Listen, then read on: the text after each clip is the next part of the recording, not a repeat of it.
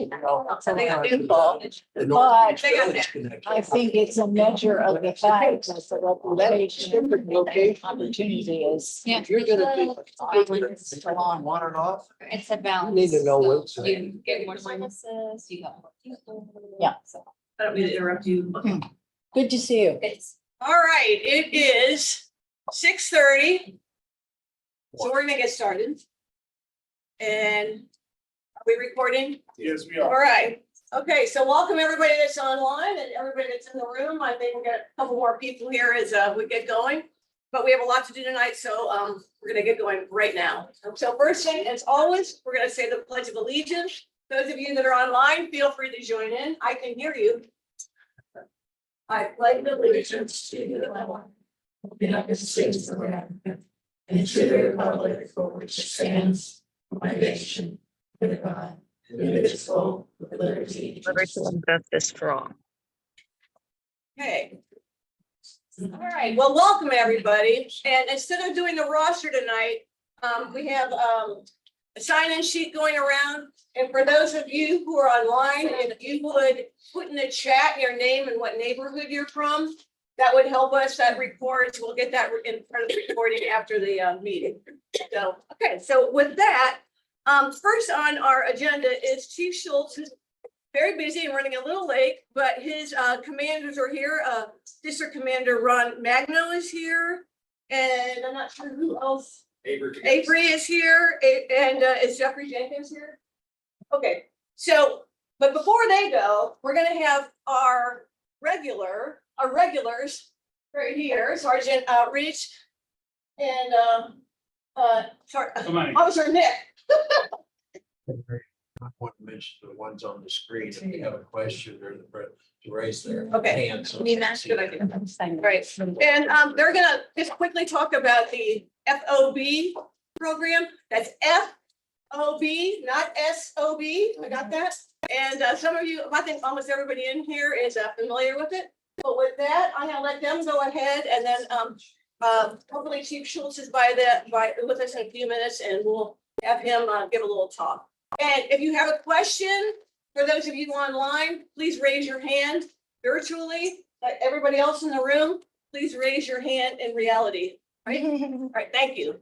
All right.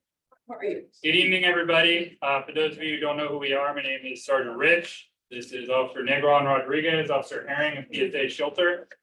We're part of the district or Police District 1 Community Support Unit. Our job is coming to meetings like this. Also, we do community engagement things like I know we have neighbor night out coming up later this week.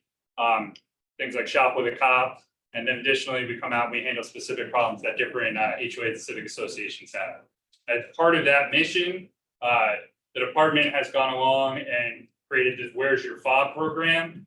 The idea being it's to combat vehicle thefts. The purpose of it is we find that way too many of our vehicle thefts in the city stem from people either leaving their P-fobs in their car or leaving it so close to the car, even if it's locked inside or something like that, that somebody could just push the little button on the door handle and it's still going to activate and open up the car. So it's an awareness educational campaign that is just out there to try to help people make sure that they are taking precautions and keeping their fobs a significant distance away from their car so that we don't continue to have this issue. Because in addition to that, the new fancy cars, if you don't lock them, the window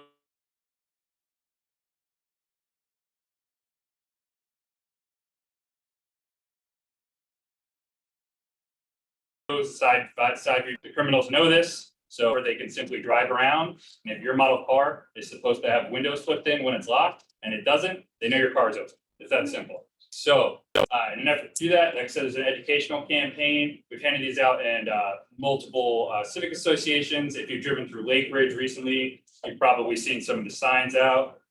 What we've done tonight, for those of you that are here, is we put about 30 or 40 together for you in the corner, for the presidents here and the members of this association to take with them to put out there and maybe their lawn or at the beginning of their development.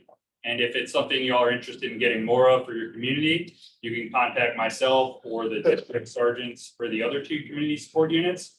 And either we'll get you what we got, or if it if it takes off like hotcakes and we need to order more, well, then we'll order more. It's that simple. So just let us know what you need and we'll go ahead and try to do that. In addition to that, we'd also like to talk about the community survey that's going out. Every year, the police department does a community survey. So if you're in the room, you got one of these fancy little cards on your chair, okay? If you open up your camera and scan the QR code, you can go to the website on your phone and it will allow you to take the survey. If you are not here and you'd like to do the survey, you can simply go to the Fort Lauderdale FLPD.gov. Yeah, correct. FLPD.gov. We just got a fancy new website name. At there, you can click on the community section. It's on the top bar and you can take the survey. We're going to be encouraging my team, for anybody that's kind of in the Northeast or on the beach, you'll see us at your meetings. And we'll be making sure the community is aware of this. If you are in one of the other two districts, you'll have one of the other community support unit teams at your meetings, but they'll also be sending this out to everybody. I'll give this over to hopefully to the video guys over there. Maybe they can put a picture of it up there or something. QR code. Excellent. And then other than that, our last thing that we have kind of going on for this week is we'd like to talk about the law enforcement torch run and the Special Olympics that's coming up. Essentially, we have a lot of different organizations. We're really, our department is passionate about supporting the Special Olympics. Part of that, we participate in raising funds for the law enforcement torch run, which takes place on April 24th. Right, April 24th at 9 p.m. On the beach. AM. 9 a.m. on the beach. So if you happen to live on the beach or you're driving by on April 24th at 9 a.m., you'll see a bunch of cops running down the road, and it's in support of the Special Olympics. Now, the way we raise money for this is we do events called Tip-A-Cops, and Officer Negron Rodriguez is our lead on that. So I'm gonna let her go ahead and take over and describe kind of what a Tip-A-Cop is and what the dates and locations are. So basically, we partner with a restaurant in each of the districts, Police District 1, 2, and 3. And they help us with the fundraiser. So for District 1, ours will be on March 7th at Cafe Seville at 2768 East Oakland from 5:30 to 7:30. So we'll be there. This community support unit and other officers will be there. We will be the ones serving everyone. And we will have some merchandise out there for you guys to purchase. We'll have some shirts and some hats. All proceeds go directly to the Special Olympics. And that's how we raise money to support them. We're gonna also have some Special Olympics athletes out there helping us out. So if you guys, I'm gonna send Mary all of the flyers for the 3 different events. And that way she can send it out to everyone. And we really hope that everyone can join us and. So what's the date again? Special Olympics. So it's gonna be March 5th, March 7th, and March 14th. March 7th is what? Cafe Seville is March 7th, March 5th is gonna be Rocco's Tacos from 5 to 7. Cafe Seville is 5:30 to 7:30 on March 7th. And the third one is gonna be in Police District 2, which is gonna be at Smitty's on the 14th of March. Also, I believe from 5 to 7. But I'll get the flyers out to her and she can send them out to everyone. And then if you guys can just share that with your community, that would be greatly appreciated. And it's a fun event. You get to see us out of our element a little bit and interact with the officers, because a lot of times, one of the complaints we get from the community is that we don't get to interact enough with the people that are out there serving and, answering calls on a day-to-day basis. So this is one of the things we can do to combat that, and it's a fun time for all. You had a question? Yeah, I didn't hear District 4 in there anywhere, because I remember you always used to come out to Slackers Bar and Grill every year, and it was a great big. So that's just the difference between we don't have 4 police districts, we only have 3. So if you're up in the Cypress Creek area, that would be part of the District 1 for the police. And from what I understand, don't hold me to this too much. The reason that they're split up in that way is for call response time and bridges and things like that make it difficult for us to respond. If we Meanwhile, split it you up into need to go to all 3 of them. Yeah, Slackers, we always. Do we have any other questions in the room or online? This is not a question, but with the new website, you feel comfortable talking about how the HOA now can go and look at their crime stats. It's on the new website. Yeah, it is on there. It's pretty easy to navigate. I have not checked to make sure that is up and running. Yeah. So they have everything posted up to December. Oh, perfect. Yeah, so I did it the other day. It's really easy to navigate. You hit the community area and you look for it, and that's broken down by year and by area, by your HOAs. By district, by HOA, they do comparisons. It's a lot of good information.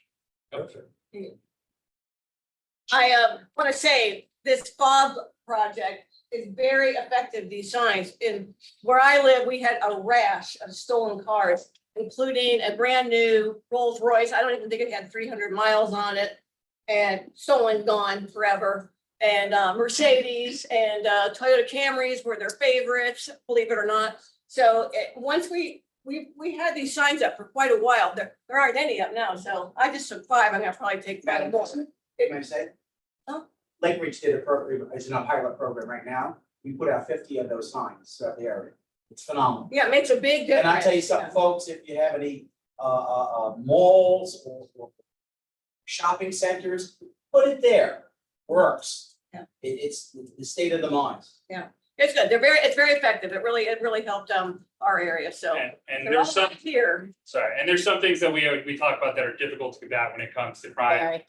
One of these, this is more of an educational campaign. The idea is if we spread the message enough. Yeah. We should be able to make sure that, we don't have any auto thefts due to this reason, but we do have, I think, a hand up online.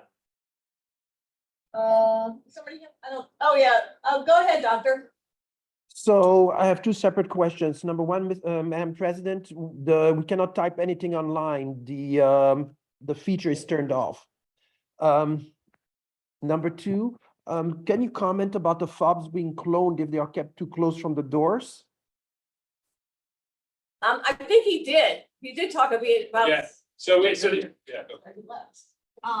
So if you guys keep your fobs, if you go inside your door, you hang your fob right by your door. Try not to do that. Try to keep it away from your doors or away from your cars, because there is a way to pick up that signal and I guess you can say activate the fob and get access to your car. So if you guys can just not keep that so close to your car, so close to your front door, that would help a lot. And also another, just another reminder, please do not keep your firearms in your vehicles. Please, please, please, if you have a firearm, remove it from your vehicle when you're not in your vehicle, as well as any valuable items that you might have.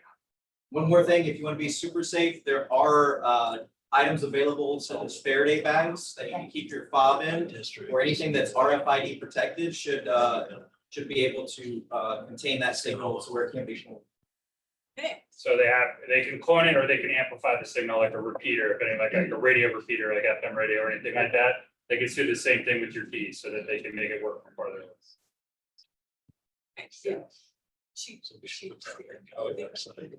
So Okay, before I go on, can everybody online hear us, okay? Just nod your head, you can. they can't activate chat because the meeting already started. Oh, okay. So I'll have to take a look at who's there. Okay.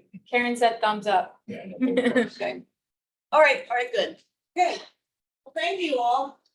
You know, we really appreciate everything you do for us and we'll try to help you out by getting these signs everywhere. Appreciate that. So don't leave without taking signs. At least put one in your own yard, okay? Pass them around.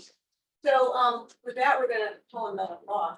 All right, so. All right, thank you. Thank you. Welcome, Chief. All right, good to see you again. You as well. Hello, everyone. And I'm gonna back off and let you know.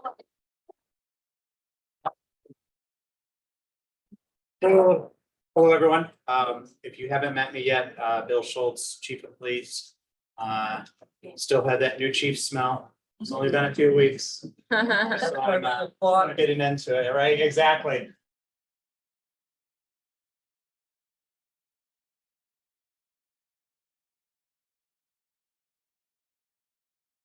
Yeah, right. If you have any question, it was going to be on everyone's mind over the next month, March, spring break. We do have a plan in place. You may have seen that Miami Beach came out about a week and a half ago, very aggressive. They've done that before. They've never done, one thing that they added this year is they're taking away sidewalk cafes completely. And also they're closing down more parking lots. I have a meeting with the mayor, with some beach stakeholders on Thursday. I know that I think we do a very good job with our spring break. Over the years, we were surprised about 10 years ago. And since then, we have been very, very formal about how we address spring break in our city. So I'm watching it closely. There is absolutely no information, no intelligence that we're gonna have any type of issues this spring break, but we're watching it very closely. After I have the meeting with the stakeholders on Thursday, we're gonna finalize exactly how they would like us, city staff, to handle any changes that they want in the planning for spring break. I don't foresee many. But I am gonna do a press conference with the fire chief and the mayor next week. We'll kick it off with that. We're even adding this year, I'm sending a letter from me to the deans of students and the student newspapers of the universities that we know always come here. And I'm welcoming anyone to Fort Lauderdale, but I'm reminding we have certain expectations and putting them on notice that if we make contact with you and you are a violator, we're gonna let your dean of students know. So I don't know what kind of effect that will have. I used to work for a university. I know that at the time I was there, my students didn't want that type of information coming to my college. So I'm hoping that adds just one more layer of behavior. With that said, I did want to make sure that I introduced you to your new staff, the district command for the city. Fortunately, one of them is traveling with his family today. Jeff Jenkins is PD District 2. But I'm going to turn it over to the other two who are here, and you guys can kind of remind them what your district geographic boundaries are. Never mind, Avery. Captain Avery Figueres, 24 years with the department, currently District 3 commander, and I'm also the SWAT commander. District 3 commander, which basically encompasses the south end of the city, south of Broward, the waterways, 441, that entire area encompasses District 3. I'm also a SWAT commander. And so as far as kind of echo a couple of things that the chief was saying, we've had some good lessons learned as far as the spring break crowd. And I let Ron talk about the beach. That's kind of his area of responsibility. My area is mostly with the downtown, the 2th Street, the nightclubs, which is kind of where the spring breakers come after they do their thing on the beach. So we've got it pretty much down to a science, how we deal with the nightclubs. We upstaff. We have a lot of different traffic control things that we utilize to minimize, traffic and pedestrians getting issues with vehicles. We coordinate with Uber as far as drop off, so we're not clogging that downtown area up. So we have too many cars inside of that area because that's a bit of a traffic hazard for the pedestrians. And then we have basically a ritual that we do at the end of the night on how when the nightclubs and the bars start emptying out, we have a ritual of how we basically clear out that downtown. And in the years that I've worked in the previous as a lieutenant, we're down to between a 20 and 30 minute from the time the bars let out to the time that these kids are off in their Ubers out of the area, which mitigates, things like the violent crime, the bar brawls and things like that. To kind of talk about a couple things we've done above and beyond, like the key fob thing. So we've been able to identify some reoccurring issues crime-wise within the city. And instead of trying to be reactive, we're trying to be a little proactive on the approach. So we're dealing with the vehicle thefts. We've actually partnered with Kia, and they're going to be shipping us a bunch of the clubs. Remember 1985? I know they're big in New York. Yeah, so the clubs, old school technology, but tried and true. Remember, most criminals are opportunists. So they walk by and they see car at the club. I could spend 20 minutes trying to hack that away and get caught, or I can just move on to the vehicle with probably open door and easy picking. So that's something that we're going to be giving out to the public free of charge as soon as those come in. I'm going to echo what the CSU officer said about, please, I don't advise at any point for you to leave a firearm in the vehicle, but if you must, we've also purchased some firearms boxes, basically mini safes to give out. We started that at a bit of a small scale now to see what kind of public interest there is for them, but those are going to be available on a small scale. And again, if we find out that is making good strides towards negating some of these crimes, then we'll capitalize on that. We'll continue to put out the public information, things like that. Downtown, There's been a string of cell phone thefts. That's something that kind of ebbs and flows based on, how many people we have going, whether it's spring break or it's like the day before Thanksgiving where there's a large influx of college kids coming home.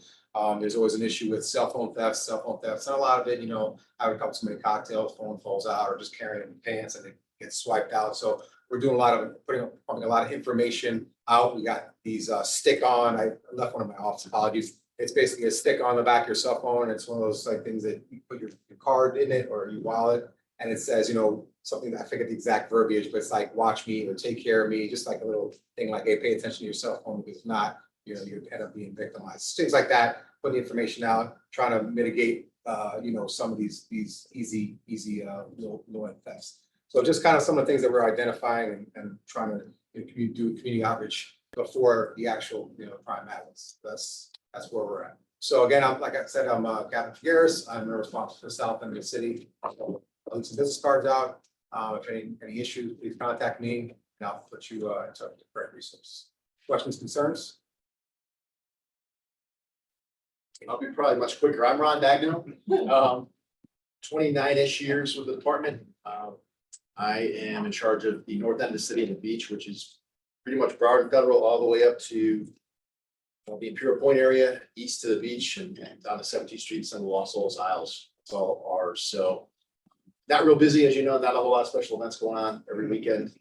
But we always something going on that we're trying to help with traffic, et cetera. We're trying to do a better job with that. But I wanted to piggyback with key your fob, the where's your fob thing. Something that it's probably common sense. Hopefully you're already doing it. But if you have the home link in your car where you don't need per se a remote control to get into your garage, if you have that interior door that leads from your garage to your house, make sure that's locked in thing. Because obviously if they break in your car, they have access to your whole house once they get that garage door. So that's something I always try to, we don't have a whole lot of home invasions, but you never know. They're very bold. We do have our share of burglars. Sometimes people will wake up and someone's been in their house taking their purses or whatever. So we're already ramping up for spring break, the Air and Sea Show, and the traffic nightmares that causes for some of you. We'll do our best to make sure that it doesn't impact you negatively, as negatively as it could, I guess. That's right. Sir? I live in the east side of Fort Lauderdale. There's an ongoing issue. There are probably a lot of other areas too. The intersection of Sunrise, the gateway intersection, Sunrise and Federal, and then also at Bayview and Sunrise, and even at the bridge, 26th Avenue, Northeast 26th Avenue. When bridge goes up, people block the intersection. It's chronic in the evening at the gateway. So the southbound traffic heading east on Sunrise can't go anywhere, and you wind up with a lot of congestion. People can get through that, I think, one way or another, but the big concern that I have and my neighbors have is emergency vehicle response. So if Station 29 had to come down, or even 13 to come anywhere in that area, they couldn't get through. I mean, it is just gridlock. So I don't know what type of enforcement can be done. I've been education issue also in terms of telling you can't, it's against the law to block the intersection. You see it back up, wait, because Get the same complaint from Oakland and Bayview, that same Same area, same issue. We are getting more message boards. So that's something we can even put out to people who might be ignorant to the fact that you're not supposed to block the intersection, or they're just trying to get ahead of the car in front of them, et cetera. But yeah, we can wait on that. are there any plans to increase the staffing of the motor patrol? And boat patrol, motors. There is plans in the future. My number one priority right now is getting patrol completely staffed. I currently have about 50 vacancies. We opened applications 3 weeks ago. I'm a little disappointed in the response. So if any of you have anyone in mind that you can help refer people to our website and get people to apply for our jobs, it's police officers, non-sworn public safety aides. I have 7 positions for that.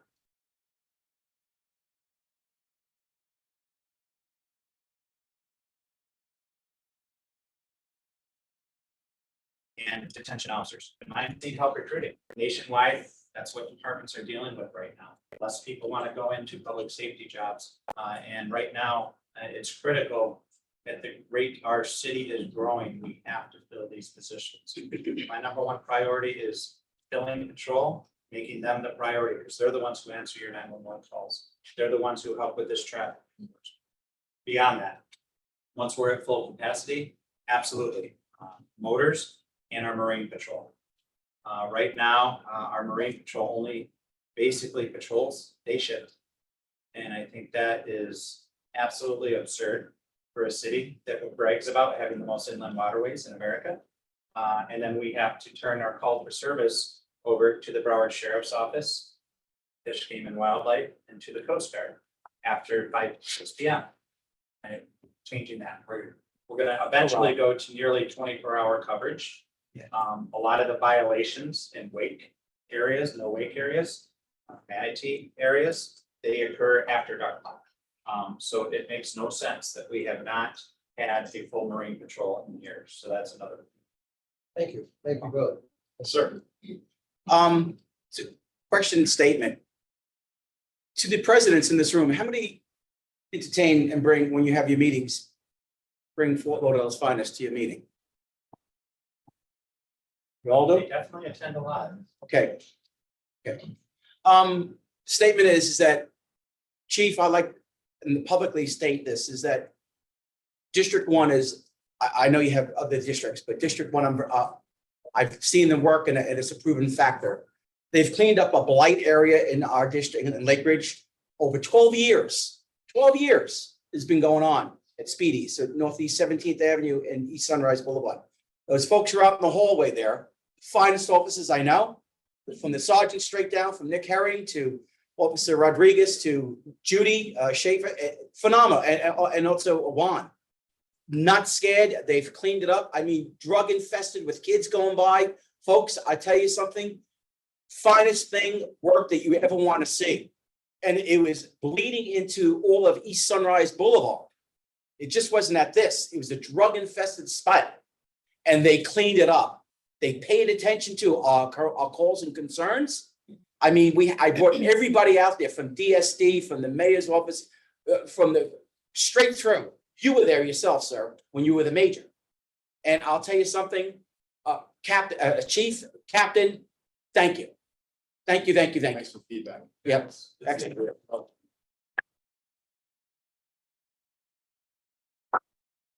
Sir. It's Captain, correct? Yeah. Captain, is there any social media surveillance going on during spring break? Is that part of it? Watching what they're posting. Yeah, it's it often is amusing to me how ignorant's a good word. That college students can be when they post things on social, not only for us to see and lead up right to them, but also the fact that that is now a part of their history. They're in college, they're gonna be applying for jobs soon. I don't get it, but yes, we do.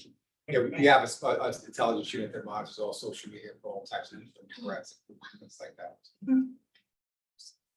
Okay, and I was curious about the lead time between the application process and boots on the ground. Depends, it depends on if they are a currently certified officer, which means, I don't know if you guys know, but Florida's a reciprocal state for law enforcement.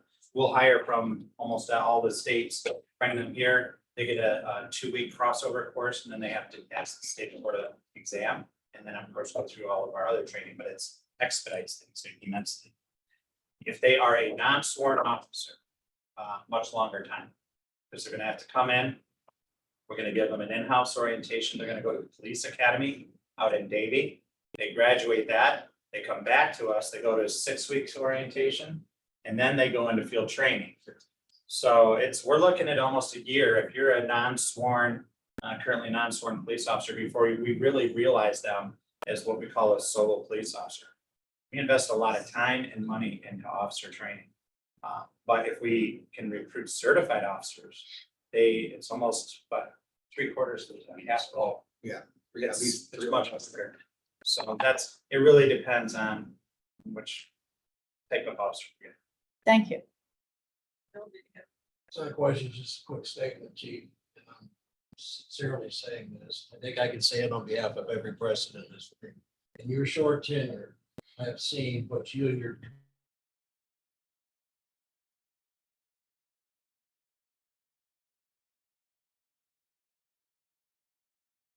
commanders have done to turn around the morale nation. Again, tell people. And Frankie. Yeah, I've heard everybody talk about their section of town, but I haven't heard you guys say anything about the northwest section. On vacation. I mean, Yes. it's wide area. Okay, yeah. I don't- That's the captain that's on vacation, so I apologize. Yes, we are working, I especially work very closely with the vice mayor, Pamela. We have a few different initiatives we're working on in the Northwest. Right now happening, we started an action plan reference gun violence. December was what we called the soft opening. It was more intel gathering, some arrests were made. Right now, from January 1st, it's a 90-day action plan, which I'm going to extend because it's becoming very popular among us and our ability to get guns off the streets. We're at about 25 guns and about 35 arrests right now of all felons in possession of guns. That's fantastic. And that's not only us though. We brought in for this action plan, we brought in our partners, Florida Department of Law Enforcement, Broward Sheriff's Office, the ATF, and the Marshal Service to assist with finding wanted people, finding the felons that are out there doing these shootings, the drive-bys, carrying guns. If they are a felon, they can't have a gun. The laws did change. Sealed weapons were changed in this past summer, where you do not have to get a permit anymore to carry them. But if you're a convicted felon, you cannot carry a firearm. So it's the law that we use to get those off the street. And one last thing we're doing, there is an organization. We all knew that we're truly not going to impact this crisis, and it is a crisis with gun violence. Unless we can interrupt the violence, interrupt the trend of violence among young people. So we are actually partnering with an organization out of Atlanta. It is going to allow us to receive training, which they've already proven in other cities is working for our officers, but also our community leaders. To actually get out there, have discussions with young people, have discussions with people we arrest, and have discussions with victims. Oftentimes the victims sometimes are also suspects in other cases. We need to have conversations with all of them. And it needs to involve all of our community leaders, not just religious leaders. Coaches and teachers are two of the primary groups that have the most impact on children and trying to get them out and away from the trend of going into violence. That's the violence interruption we're looking for. This organization is going to help us do that. Yes. But I'm not looking for training. What I'm looking for is ability. I need you guys at 31st and 19th Street. Always. The problem is that tire store. And to keep telling me you wrote them up, that does nothing for the community. The tire store, Yes, there's the a store tire itself. store.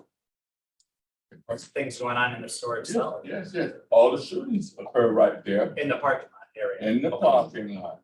I don't care if you guys just park out there in the middle of the street. You have to have some kind of presence there.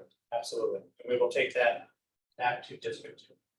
Absolutely. Just telling me you're training, hell, you've been training for 20 years. But Visibility, ain't we nothing can happened. absolutely work on. Yeah, we can do that. And I would appreciate it. Thank you, Larry. As far as recruitment, I feel like I've seen a couple of things online, like I don't know, it was a flyer or I can't remember my getting things mixed up, that could be, but if you can send myself whatever information, if you have like a PDF, We do. I would love to have that, and we can certainly distribute it for the council. But then any of you that have, Facebook, or I'm not on Twitter, or wherever you can kind of distribute it to your sphere or your group. I mean, it doesn't hurt to put that out there. Having been in HR and recruited people, I would say I've hired thousands of people, hired a couple hundred, but I mean, the most information you can get out there, Yeah. the better. So if you send it to us, and the rest of you, feel free to spread it in your own world. Okay, and I think Doing it as we speak. She's doing it as we speak. great, great. Even that, I mean, there's tremendous benefits. Yeah. No, So it's. that tuition reimbursement, you get all the way through school doing that, so. I think, Good. can I just chime in the promotion, do you have promotional material for the reciprocal program? Only because I am in real estate, we do have a lot of people coming here. And That's true. that's something that we can, even all the realtors can promote that for people. So it's on, it's one ad and it addresses both currently certified and non-certified. It's on one ad. But It's yeah, it would be the same ad that she. Okay, emailed And her we'll make right sure that you get it. Yeah. That's a good idea, Board of Realtors. That's a good Yeah. idea. Very good. and the chamber Yeah, now. The chambers helped us in the past. I'll have to double check with them. and their career fairs, obviously. Oh, yeah. We're, you know, Yeah. anything we can do to help, right? all right, We help you, it's helping us. absolutely. All right, well, thank you very much. You're very welcome. Arvinel. Thank you. No, yeah, All right. Vanessa, Victoria Park. I'm with Victoria Park. Yeah. I'm Vanessa, Tarpon River. Oh, okay, yeah. Okay. I'm Hi. downtown. Hi. Nice to meet you. What's your first name? Melissa. Melissa, oh, yeah. I had my badge on earlier to get off now. Oh, okay. I mean, my normal. Second vice president. Oh, Victoria Park. Honey, that did sign in. I want to be with the gentleman. I think that's what we- Thank you. Sure. Yeah. You're the new president, I'm the new president. Nice to meet you, yeah. I was membership. Every other. Every other. Victoria Park. Could you just take the agenda down so I can take a picture of everybody that's online? Harvey. Oh, he is? Well, 'cause that's- Okay, perfect, never mind. Are you in the chamber? Okay, no, all right, we're gonna go ahead if I can have order. Take a seat. Got it. Look, I'm gonna put yourself on there. Okay, yes. I'm sorry. Your neighbor. We're gonna Late. move along now. You are my neighbor.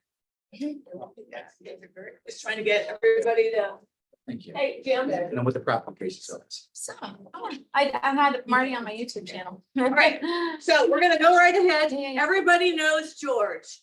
If you would stand up, please, sir. Hi, George. Everybody knows George. If you don't, you I know. do now. Everybody should know George. I love And it. he's gonna talk to you about Yeah, I'm sorry. this initiative that he, and Louisa is here also, manager of neighborhood support.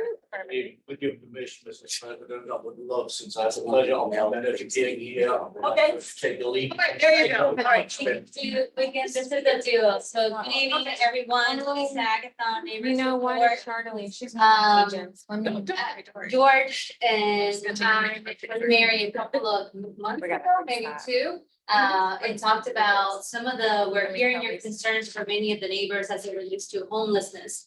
So I said to George, you're great with the community. Let's see how we activate the community to be part of the solution because we can't do it alone. So he took it to action as he always does, reached out to Mary, but previous to that, there were a lot of concerns in the area of Imperial Point and the Gulf Ocean Mile libraries. As it relates to homeless being at the public libraries. So I said, George, could you give me a hand on as to what do we do and how do we engage people and get them to services? So he, with the help of Rick, who you're gonna hear about later, launched something called Coffee and Conversations. And so I'll pause there to turn it over to George and see how that trickles. And then at the end, we're gonna come back and ask you all for some help as we continue to address homelessness in the city. Thank you. You put it all together. Rick, okay, please bring your team up. What I'm really excited about is the effectiveness of what she talked to me about, help me engage the community, make a difference in our homeless problem. It's all our problem, okay? We really have to kind of rally around and see what we can do. And Rick is not only the president of the Fellowship Recovery and Fellowship Living, he's also the president of my Rotary Club. And our club is really engaged, okay, making a difference in the community here. So when we talk, okay, it's like, how can we put this together? How can we get the resources together? And I'm blown away by having been present at the coffee conversations. The story you hear about what people on the streets go through and some of the things, okay, that are so easy to help with, okay, sometimes we get lost in the shuffle, right? And I always was passionate about kids, right? Okay, our kids can't read, okay, and if you can't read, then 10 years from now in elementary school might be homeless and all kinds of things are happening. And some of, maybe just give you that example, okay, that like North Fork alone, okay, has 67 kids, okay, that were experiencing homelessness alone last year out of 360 something, right? And when the lady gave me a breakdown, it was 6 sleep in a car, six sleep in a park, in a bridge, 6 sleep in a motel, the other ones are couch surfing. Those are little ones in elementary school. And so what can we do as a community, help them, help the people that need the help? Some of them lost their way home. It's something happening in their life, okay, that. And so that's really when I really realized how much we as a community can make a difference, okay? I mean, we had a great conversation, okay, and the coffee and conversation just fell together because he's a great man, okay, and please allow me to introduce Rick Riccardi. I'm going to introduce two people who work with me, Melanie and Max. I bring them along because they are living experiments, success, in what we do. A little bit of background. I'm a person in long-term recovery. I have almost 30 years of sobriety. And I have a place called Fellowship Recovery Community Organizations, or RCO, which is support services for people in recovery from drugs and alcohol. And we have housing. We have 200 beds. And we house a lot of people, maybe 8,000 to 10,000 people over the last 18 years. Plus, we have a place called a respite where people relapse. They're out in the streets and they have no place to go. They can come to a non-medical detox. We get 1,000 people a year in a 20-bed area. So there's a lot of activity going on in our single place called Fellowship Recovery Community. And there's basically hundreds of people that live there, usually anywhere from 3 months to 9 months, get them restarted in their life, and then they go back out, get it going. A little louder. A little louder, okay. So, as a result of what we've been doing over the last 18 years, when somebody comes into recovery, they obviously have no money, no job, and they've got all kinds of issues going on, whether it's prison, jail, they're facing judges, they've got all kinds of issues. So as a result of our services, we basically have to find out what services are available. How can we get these people normal back into life? So we recognize that Broward County has got so many services for people to help them get their life back together. Over time, get to know pretty well, ones that are not good, some that are great. So as a result of that, we find out that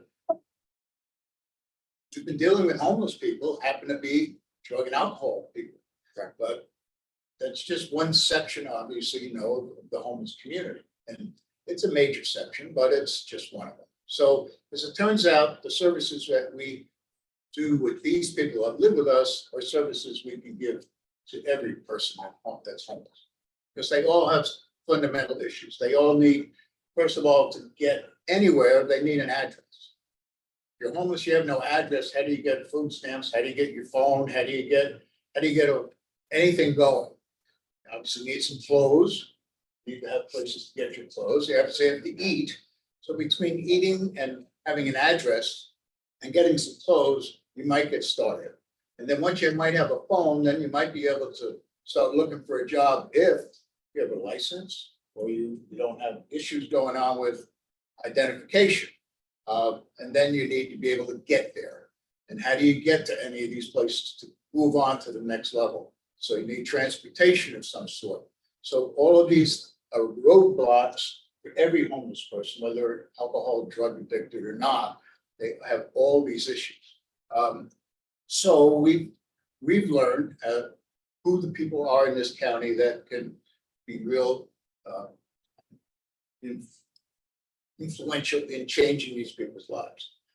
And just when George came to me and said, let's have this library thing where we would meet people at the library and help them figure out what's going on and what they need and all that. Fine, that's no big deal. We do that all the time. So we showed up at the libraries. And so we've been doing this for 6 months. And what we do is Max and Melanie and 4 of our other people who have been lived that way and know that, and I'll let you tell them, they'll tell you a little bit about some of the issues, the real issues that they went through. Show up at the library every other week for an hour for coffee and donuts, coffee and cake, talk to the homeless about what they need. And obviously there's some people who don't want anything, they just want coffee and donuts. But there's a lot of people who want real help and it's serious. So some of the stats we have are just for the last 6 months, we had participants in that program, 189 participants showed up at the library. We had 36 people got food stamps. We had 6 people get their birth certificate. You know how hard it is to get your birth certificate? It's amazing. But just saying, go get a birth certificate doesn't help anybody. You gotta actually help them get their birth certificate. There's a lot of stuff they have to go through. One of the things they need is a computer. Where do you get a computer? You know, I mean, you have to know how to use a computer. All those things take another layer of help.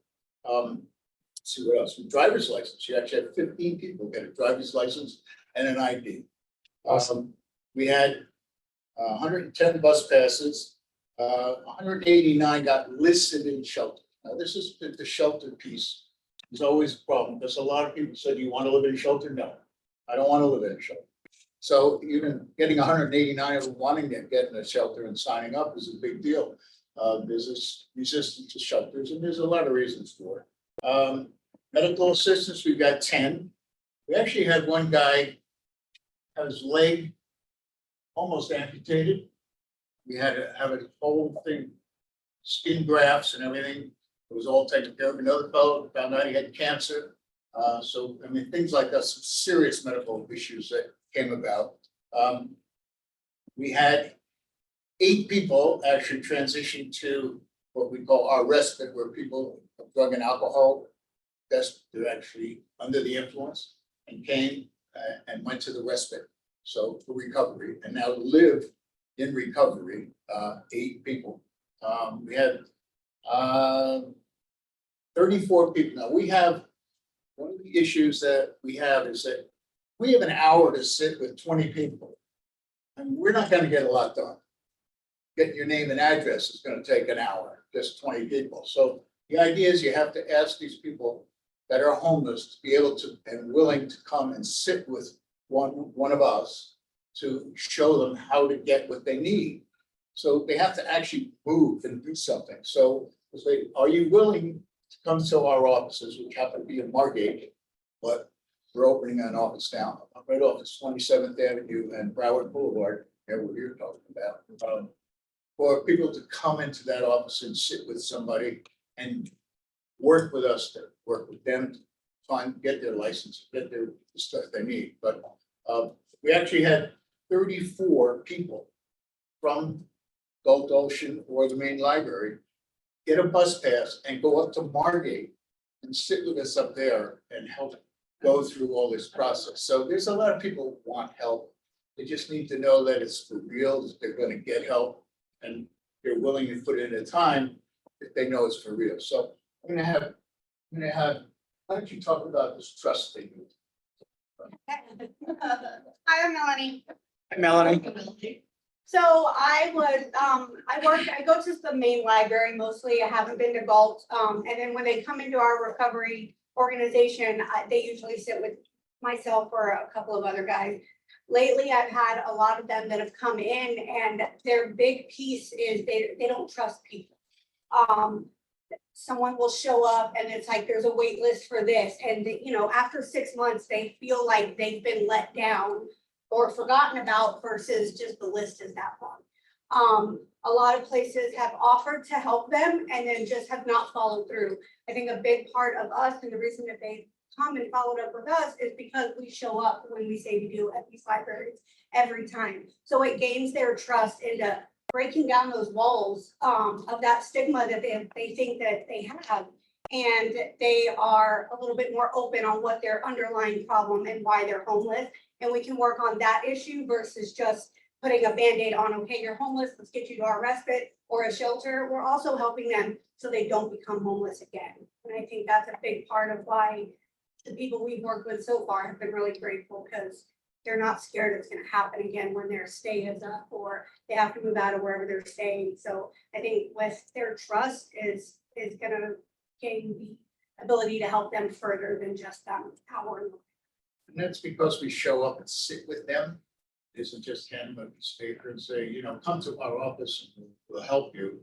Where's your office? So it's here. Well, how do I get there? Well, get that problem.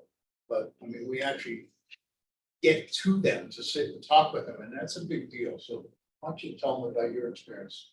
Guy who's at the town district. Okay, I'm Max. I'm also in recovery. Nice to meet you guys. So yeah, I was homeless for a while. It's an experience, to tell you that. You know, a lot of the biggest problem for me was that I wasn't aware of the resources that that the community offers as far as recovery, as far as you know, getting better wellness, things like that. So for me, you know, and for a lot of people, it's just that the resources, they might be there, but we don't know where to look. We might not even care to find them, and no one really it's kind of just scattered for us, at least. So you know, it took a lot for me to get from out of that mindset, because really what it is, when you're on the street for a while, it's a mindset. It's you know, like Melanie touched on the trust factor. It's you know, do they really mean what they're saying? Or are they just saying that just to look good in front of other people, you know, things like that. But yeah, after a certain point, I kind of had enough. You know, I found the fellowship. Rick took me in and really changed my life. You know, it gets to a point where you really want the help, especially when the pain is great enough. You know, where you want change, kind of thing. Good. You know, and after a while, I guess I was doing well, and Rick decided to bring me onto the team. So you know, that was pretty cool. I guess he likes to hear me talk or something. But yeah, so and now I'm an outreach navigator. So it's kind of like Awesome.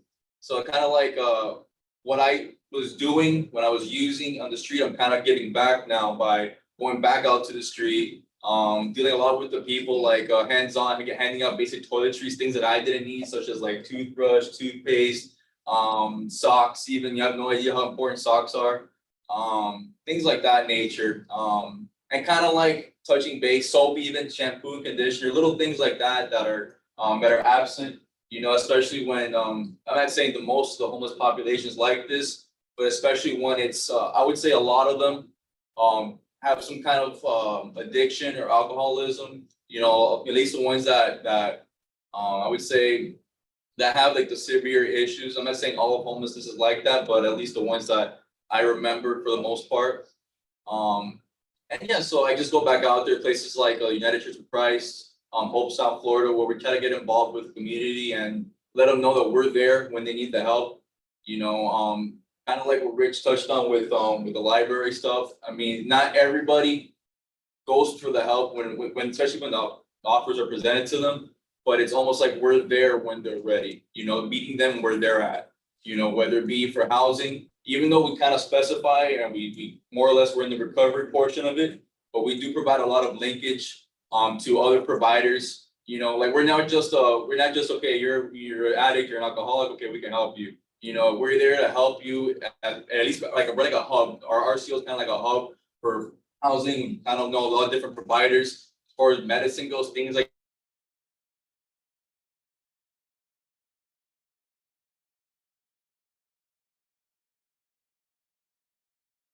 glasses for the homeless, packs for the cold weathers. We kind of deal a lot with that stuff as well. So and one big thing that we started doing recently is we provide Narcans to the public. We're also a Narcan distributor. So you know, just like today, for example, we were handing out Narcans at the beach to the lifeguard stations. A lot of them don't have it, and it's a lot of overdoses. You know, especially in South Florida, the opioid epidemic is getting worse every year. So we deal a lot with that, handing out Narcans for free. Just give it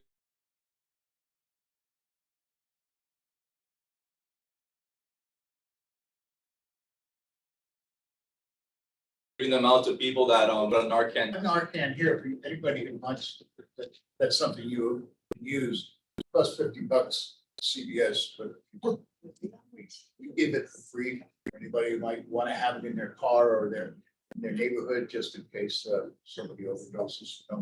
Anyway, so Some people might not know what that is and what it does. yeah, so anybody who overdoses from opioids can pass out in front of you. Narcan is a little squirt thing, just put it in your nose, you squirt it, and it just blocks everything and wakes them up, saves their life, just like that. It's a miracle, and it happens. Sometimes you have to use 2 or 3 to wake them up, but that's all right. It's easy to use, but it's a miracle. Yes. What are the legal implications for? Can't hear you, Jim. What are the legal liabilities if one of us used Narcan on somebody and it wasn't a drug overdose or? No liability whatsoever. No liability. Plus it doesn't hurt Okay. if you don't. None need it. whatsoever. In fact, to the point of if there's a drug addict in the neighborhood who's actually using with that person, they can't get arrested by calling them. If they call the police, they call the emergency people, they cannot get arrested for using as a result of saving that person's life by making that call. That they're immune from the arrest. Yes, ma'am. Say the time and place again. I get to really speak up if you would. The time and place Of what? that you meet. Oh, Say that it we, again. that we meet at the library? Oh, right now we're meeting every other week, on Thursdays, Tuesdays or Thursdays, usually around noon time. We work it out with the librarian as to what time we'll meet. At the main library. At the main library on Thursday and at Gold Ocean Mile, Gold and Imperial Point on Tuesday. It's the second and last Thursday from 2:30 to 3:30 at the main library. First and third Tuesday, it's from 1 to 2 at Gold Ocean Mile, from 3 to 4 at Imperial Point. Okay. We should put that on the FSO. No, pardon? We should put it on the FSO guide. Okay. Do you know about the FSO guide? That's with Do you need- Richard Capilio. I'm so Oh, yeah, sorry. Yeah, okay. yeah, Oh, yeah. Rick, we know, Yeah, I know Rick okay, personally. I'm so sorry.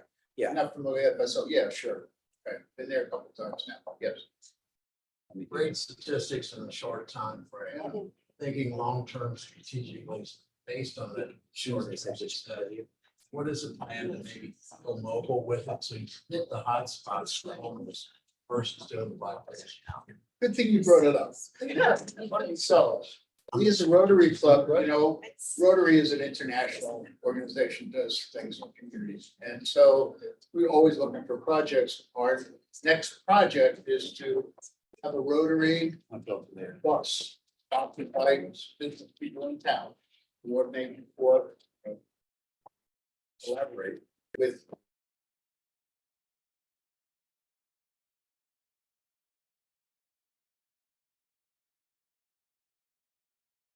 businesses. Okay, now you go over here, now you go over there. Actually, the bus will go around from picking up homeless to those spots every day, 5 days, maybe 2 rounds a day throughout the city. And we will man that bus with these people to make the people feel comfortable when they get on. Where are you going? What do you need? What are you looking for? And get them to those agencies. And if not to the agency, to one of our offices or offices that do what we do. There are other people. South Florida Wellness does what we do too. So there are other people that do what we do to get those people the information and to the place. So that they don't have to be, I don't have a bus pass, I don't have a bus pass, I don't know how I'm gonna get there. Get on the bus, we'll take you there. So that's what's happening next. And when we open our office on 27th Avenue, we expect to be able to double, triple this amount of people. The library thing is, same people are at the library now, so we gotta expand the library to other places where other people are located, because that's another way we'll expand it. Terrific. Yes. Do you have a table? Do you sit inside the homeless court on Wednesdays? Oh, absolutely. You're one of the first people there, yes. Terrific. So community court you're talking about. The community court, yes, every Wednesday at the bus terminal. Yeah. Finally, thank you. Yeah. Great location. And what we do is similar to what's done there. It's done once a week. And those agencies that used to, when it first started, every agency was, the motor vehicle was there, the park was there, all the emergency places are there on that Wednesday, and we still go everybody. I'm sorry this president just walked out, but I want to hear, and I wish she stayed. She's with Victoria Park. I'm with Lake Ridge. We're neighbors.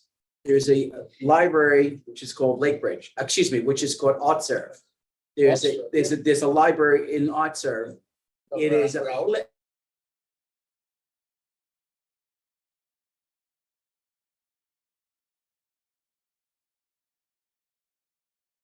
what?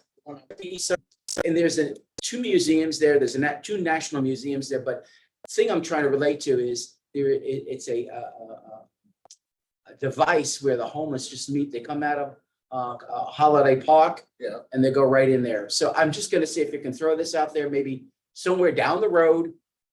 Have your coffee and conversation there. I know they can give you ample. I know that the chair of the Art Serve would probably definitely give you some space, within the gallery. Okay, I mean, So. leave it up to you, George. So how, I'll help you. I'll jump in with you and help set this up. It's no problem. I'm with St. Anthony's Homeless Ministry. You know that. Yeah. we good. Okay. All right, we're gonna wrap this up in a minute. Go ahead, Barbie. Can we get a schedule of when you're gonna be at what libraries? And I'll so, forward it to you, yes. so all the neighbors, presidents that have that information. I can watch us work. I'll buy a watch. To that, I guess you can always refer homeless individuals to a community court. On Wednesdays, every Wednesday, starting at 9 a.m., our doors open. Fellowship is there along with the other service providers. There's lots of service providers in this county, and a lot of agencies that are helpful. Getting the people in and utilizing this is now our next mission. And we'll make that happen, so. But coffee at the library sounds much less threatening than community court. Yeah. Let's, They're both good. well, the community court was an answer to an issue. I understand that. So, yeah, I'm just, that's good. Okay, for sure. thank you for your efforts. Sounds like wonderful work. Yes, that's the bow here. So this is part of our conversations that we had with Mary. Our goal is that we're gonna bring service providers before you all once a quarter so that you all know of who in the community is doing the great work. That it's not just us, it's really the individuals and the services that are providing this type of work. We're gonna be coming to you all more often so you're aware of the services. And then also I'll throw it back to George for something that we're gonna ask you all. That's again, we can't solve it alone. We need your help. So he's gonna briefly talk about that. But I would be remiss if I don't mention Neighbor Support Night Thursday. We look forward to seeing you there. We have great prizes. We have staycations, we have restaurant gift certificates, and it's all about big projects. So with that, I'll turn it back to George just to give a quick ask of what we're looking for you all. Wait, Louisa, you mentioned about bringing each quarter. Yeah. A group provider. Is there a way that strategic communications to capture short videos of these presentations so that we could package and send it out to the HOA presidents so we could play them at our meetings? After that was just reported just then, but yeah, maybe it's something better. Well, thank you for all your interest. It's really powerful when I look at the figures, okay, short term, okay, about the impact that property conversation had. I mean, you're familiar with the last year's count, okay, in Broward County, end of the January, they always do a count how many homeless people we have, right? They had 2,000, almost 2,500 total in Broward County, 780 last year in Fort Lauderdale. If you look at, that is at one time in space, right? It's probably a lot more during the year, but looking at the effectiveness of property conversation, I would really love that, right? But connecting the homeless population to the services that are out there, especially a lot of already out there, is one thing. But we really need to know that how can we as a community help out and make a difference, and we mobilize sometimes special business interests, can be, what is it that we as a neighborhood can do? And what we would like to do over the next few weeks or next March, create a roundtable think tank discussions, to kind of get your input, okay, what is it you see? Where is the problem and how can we possible think about solutions to do that? If you would like to be part of that, please fill this out right now. If you have any questions, I really would love to hear what you think, but we monopolizing your time a little bit. Don't want to do that, but thank you all for being here today. I really appreciate it, and we really need to help. Leave this here with us and I I'll will stay. say, I'll stay. you know, I'm okay. Okay, thank you all very much. Thank you.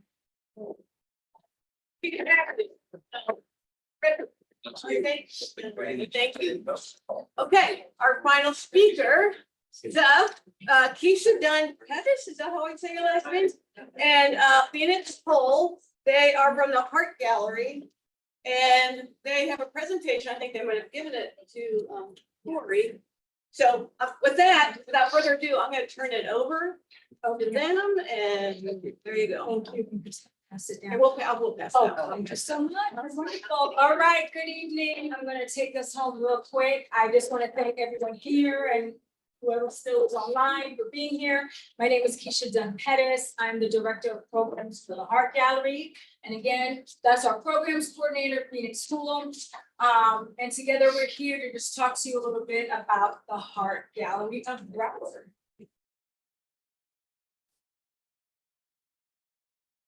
Okay, so the mission of the Heart Gallery is to provide innovative programs that help to promote the adoption and enrichment of Broward's foster youth. So that is our focus, foster youth. Across the nation, there's 100 independent art galleries. Locally, we were established in October of 2006, and our first gallery/exhibit was actually available in April of the following year. Thank you. So what is the Heart Gallery? So basically, this is an opportunity for us to have virtual as well as on-site galleries of children that are legally available for adoption. What does that mean? That means their parents' rights have been terminated. So now we are given information by Child Find, and we're not familiar with them. They're the community-based care lead agency responsible for all case management of these youth. They provide us with pictures of these youth. We place them on our website. People are able to go onto our website, look at the children, look at their bios, and see if maybe this is possibly a child they want to bring into their home. So what you have there is what we call a rack card. When we have galleries in the community, people can scan that QR code. It takes them to our website. Gives them the opportunity to learn about our agency, how they can be a part of our mission and what we're doing with the children. Didn't I just?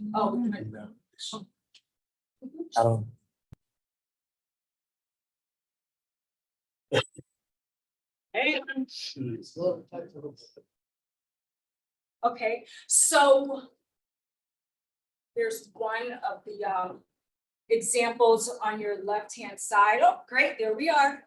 So again, I spoke to the fact that we have galleries that are in the community. So where are we now? We are actually in the Broward Schools Administration Building. We have a banner and a flyer that speaks to our agency. There is an example right there. It has facts about adoptions, how you can support the youth, volunteering, becoming an adoptive parent, et cetera, et cetera. So that is what it looks like. And this is so different than what we used to do, which is we actually used to have pictures, the actual pictures of the foster youth in the community.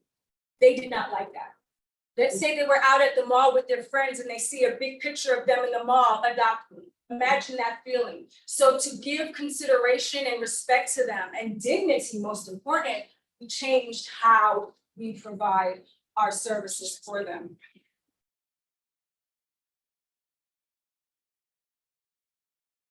I'm pausing only because we're trying to get back on the PowerPoint.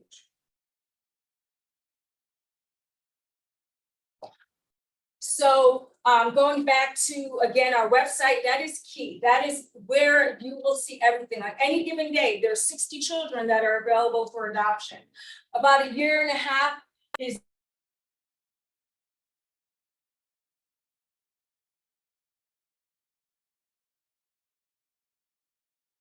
the average that a child will stay in foster care. These you talk about how you can foster and or adopt if that's a decision that you choose to make. 46.7 of foster children eligible in 22-23 were adopted. That is significant because it was in the 30th percentile last year. So that's a positive thing. Most of the children that are available for adoption are teenagers. Okay. So who do we represent on our website? A majority of them are children that are age 8 or older. They are a part of a sibling group. We have a predominant number of those children are African American or racially mixed.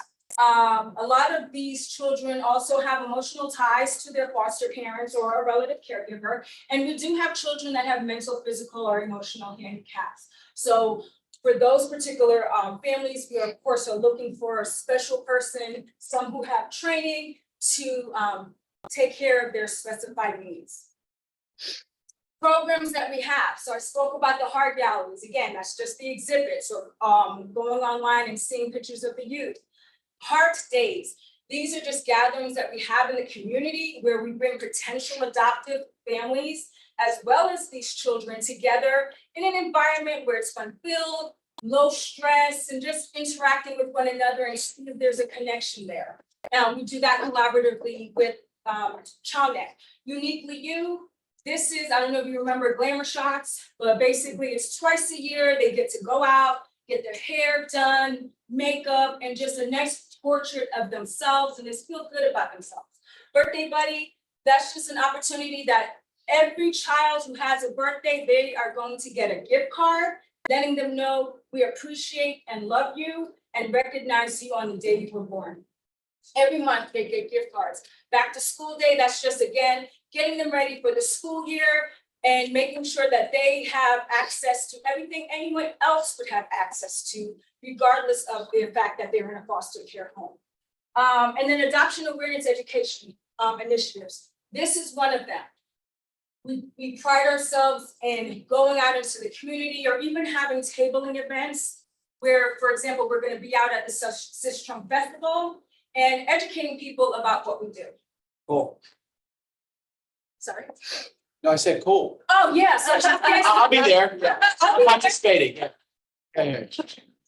No, we're not gonna adopt you. All right, I'm gonna take over from here. Again, my name is Phoenix. Thank you so much for having us. Next, we wanted to go into a story about Joshua, and this is one of the many success stories that the Heart Gallery of Broward has had in past years. So Joshua had been in the foster care system since he was a baby, and he had been photographed by the Heart Gallery at age 14. At age 17 and a half, so he was about to age out of the system, he found his forever family. And his adoptive parents, Lisa and Paul, were asked what drew them to his photo, and they said, I guess it was intuition. He was looking up and out into the future, and he was smiling. So after he had spent 15 years in foster care, he had joined their family, and they stressed that they would always be his parents, and his birth siblings as well as his adoptive siblings would always be his family. And yeah, again, that's just one of the many success stories that we've had at the Heart Gallery, and a way that, not everyone would have maybe found them unless they had been connected that way. So these are a couple ways that we like to get involved. And if you guys want to get involved with Heart Gallery's mission, here are some ways. So one thing that we do is we do take donations. They support adoptions, finding foster families, the child matching events that Keisha had touched upon, and generally support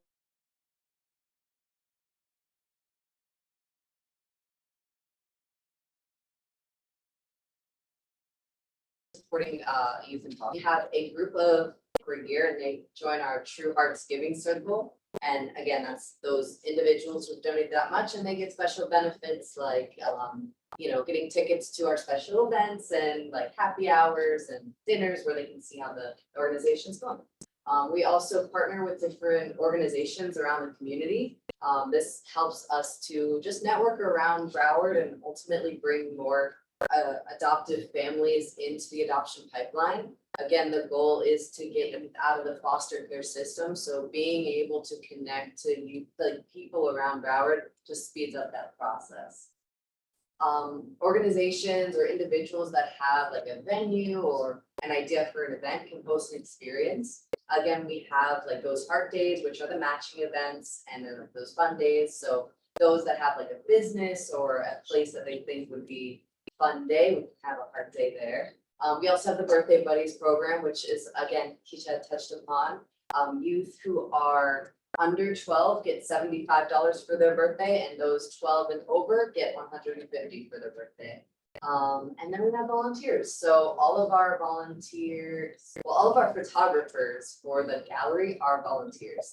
And they typically have maybe a professional photography business on the side, but they come to us to volunteer. We also have videographers and artists who also help with the gallery. We have those who volunteer with Heart Days and our fundraising events and National Adoption Day, which is typically in November. If you would like to join our email list, you can scan this QR code. You'll get like agency and that on the rack card, it also has a QR code that takes you to like our website in general. And this, if you want to sign up, you can learn about like agency news and child profiles and volunteer opportunities as events.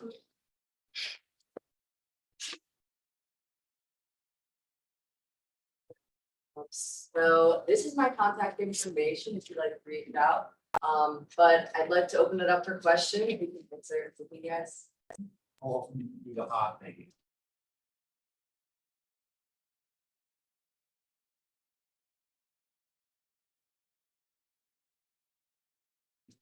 Work for a year. Last year, I think we. So, I mean, there's about 60 kids in our art gallery, so we have we have very like attendance based on if they're feeling up to it that day or if if they want to come to that event. So on average, we may have anywhere upwards to 25 children participating in a particular event. So we just partnered with YLS Young Lawyers section of the Broward Bar last Saturday.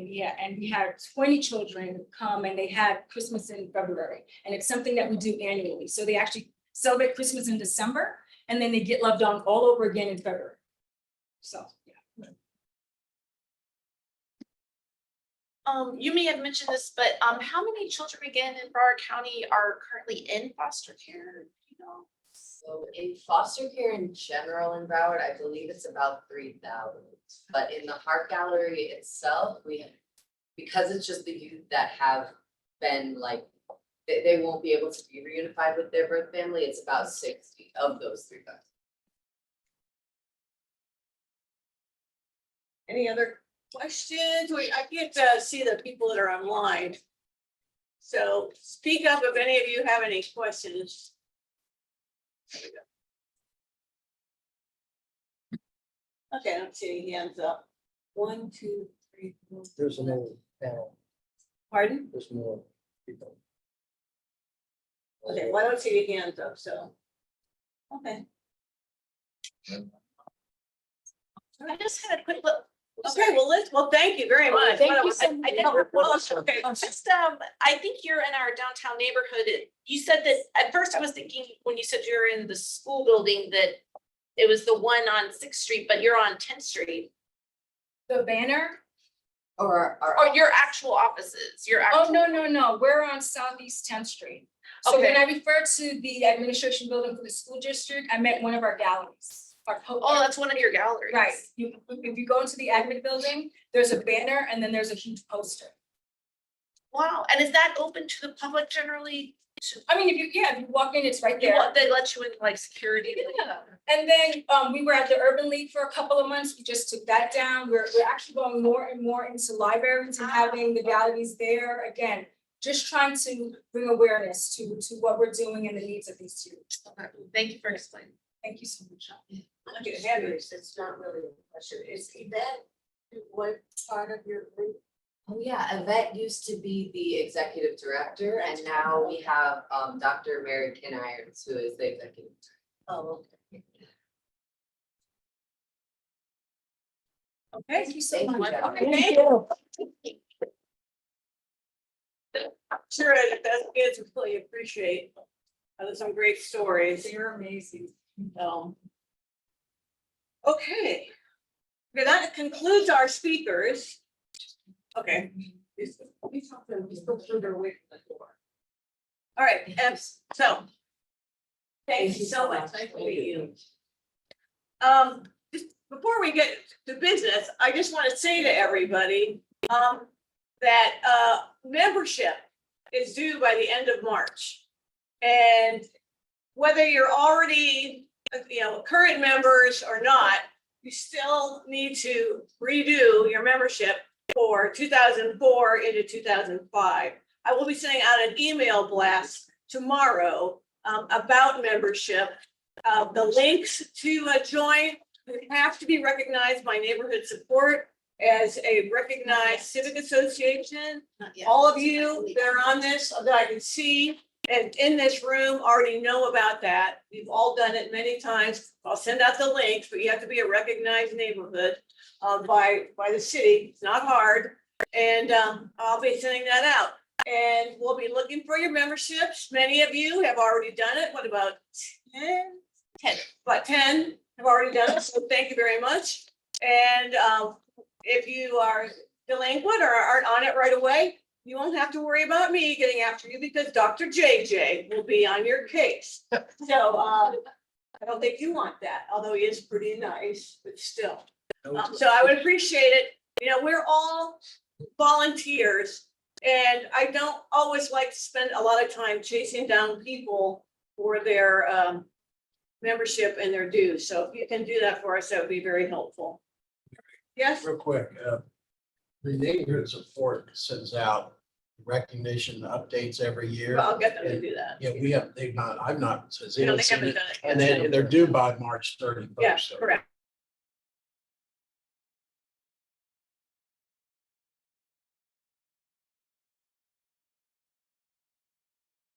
Okay, yeah, have her do that. Who is it? Who's doing it? Sorry? Who is doing that? Was doing it with Laura. Laura. Probably can jump in and help out with that one. Okay, all right. Okay, so very important. All right, now, and then, okay, speaking of neighborhood support, all of you know about neighborhood support night. It's this coming Thursday.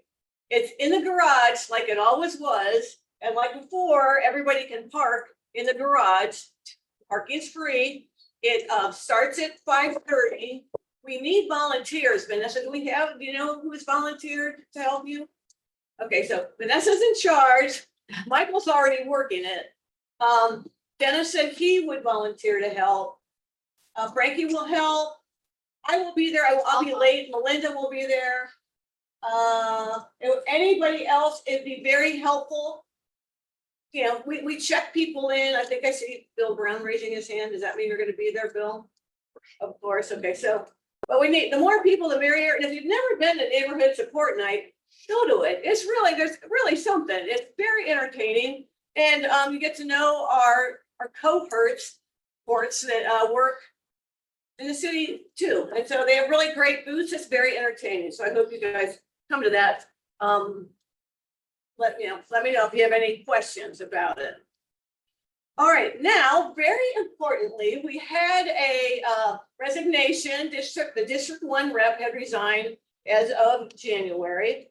So the last meeting, I asked for anyone that is interested. We had 2 people that were interested in the position. One has since rescinded their nomination because they got involved in a lot of other things and they just realized they weren't going to have time to do everything successfully, which I really appreciate that person doing that and being smart about it. Thank you for that. So we just have one person now that is nominated for that position. That is Susie, and I'm gonna say her name, or Burstein. Oh, I said it right, Burstein, who's right here. You want to come up here for just a second? Susie lives in Sunrise Intercoastal. She is currently the rep or the alt already, the alt, and has been, comes to everything. So I'll let her speak for just a minute here. Go ahead. I got confused. I had, what you had to say. Yeah, I didn't. It can be. Okay, go ahead. Good evening. My name is Susie. My name is Susie Burstein. Thank you for considering me for the position of the District 1 representative. I have been a full-time resident of Fort Lauderdale for 5 years, residing in the Sunrise Intercoastal neighborhood.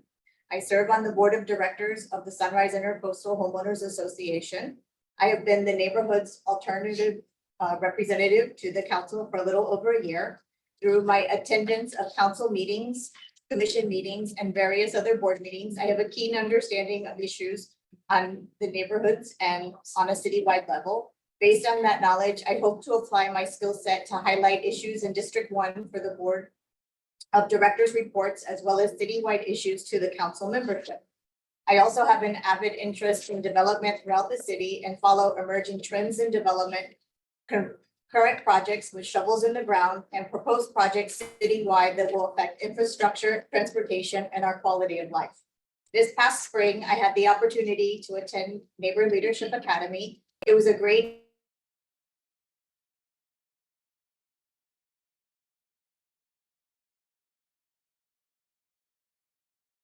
intimate opportunity to learn more neighborhoods and learn about their concerns. Together, we were able to find a solution for a serious need for the children at North Fork Elementary School by raising resources for the school's resource closet. I was the leader for the class service project. I worked with various commission offices, civic leaders, city staff to help us with this class project. Volunteering and community involvement are passions of mine. I enjoy to regularly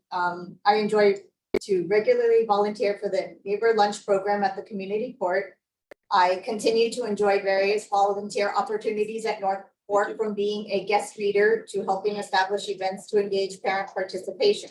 I have raised funds with my neighborhood to donate a little library to Action for Literacy to promote literacy for children. That's it. Woo. You want to be president? No. All right, well, thank you. Thank you, Maybe you Susie. can refer a whole lot. Yeah, wow. You work with George. I work with George a lot. Yeah. So, now having said that, there is no one else nominated, or does anyone else want to nominate themselves or anybody else for this position? President, we move, we accept it. I second. Okay, did you hear that, Don? All right, so we have a motion to accept, Susie's nomination, I seconded. and it was seconded by Michael. So we do have to vote. I don't think I have to call the roster. I kind of counted, we have a majority. No, was by acclamation. No, but no, yes, Didn't hear you. yeah, Madam President, by that, you automatically close. I'm You're sorry. done. Remember, I don't hear well. I'm sorry, we speak loud. Thank you. Thank you. All right. So congratulations, our District 1 rep. Yay. Okay. And I'll get you one of these. I'm gonna be official. I look forward to working with you all. All right, well, we're happy to have you. Okay, now, next, we're gonna talk about the budget. Yeah. Melinda, set up, like, you've seen this, right? Yeah, I get it. Okay, all right. So we're gonna kind of, if we could bring that one budget thing up for you. And, Mary, we're still looking at the budget. We were just looking at the agenda. We're not seeing the room anymore. I think we put the PowerPoint in Okay, place hang of on. the video. okay, hang on, we'll get you back here. Thank you. Thank you for letting me know. We back? Have a seat. So they can't see the budget for the room, Come on. Cory? Give us a second here, I see what he's doing. Yeah, he's got a seat at the table.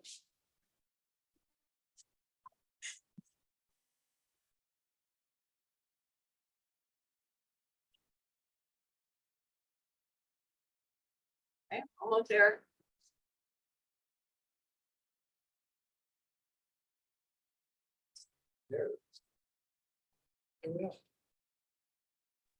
Perfect, thank you. All right, cool. Thank you, Corey. I don't know how you do these magical things, but thank you. Okay, and Belinda, you don't have to go into just detail, but pretty much the bottom line so people can understand this. Yeah, so, hi everyone, it's Melinda Bachert here, I'm the treasurer for the council, and, I presented this draft, budget, it's really a working document to the board, 2 weeks ago. I just want to briefly go over it, just so our members understand the financial situation. And I think that, ideally, yeah, I guess we could do it this way. So just in summary, what you can see on your screen is our income section. And the way this budget is done is you'll look at column G, which is our fiscal year 25 proposed budget. And I do need to remind everyone that it's called the fiscal year 25 budget because our fiscal year ends March 31, 2024. And so we'll start our new fiscal year April 1st of this year, and it will end March 31, 2025. And so your fiscal year is always referenced by the year that year will end it. So we're talking now about a proposed fiscal 25 budget. And what you see here and what most budgets I do for in my other life, which I get paid for, we look at where we're at the moment. So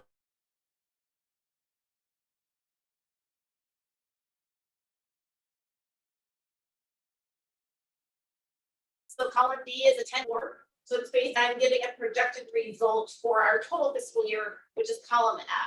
What you're seeing in rows 5 through 9 is just the income portion.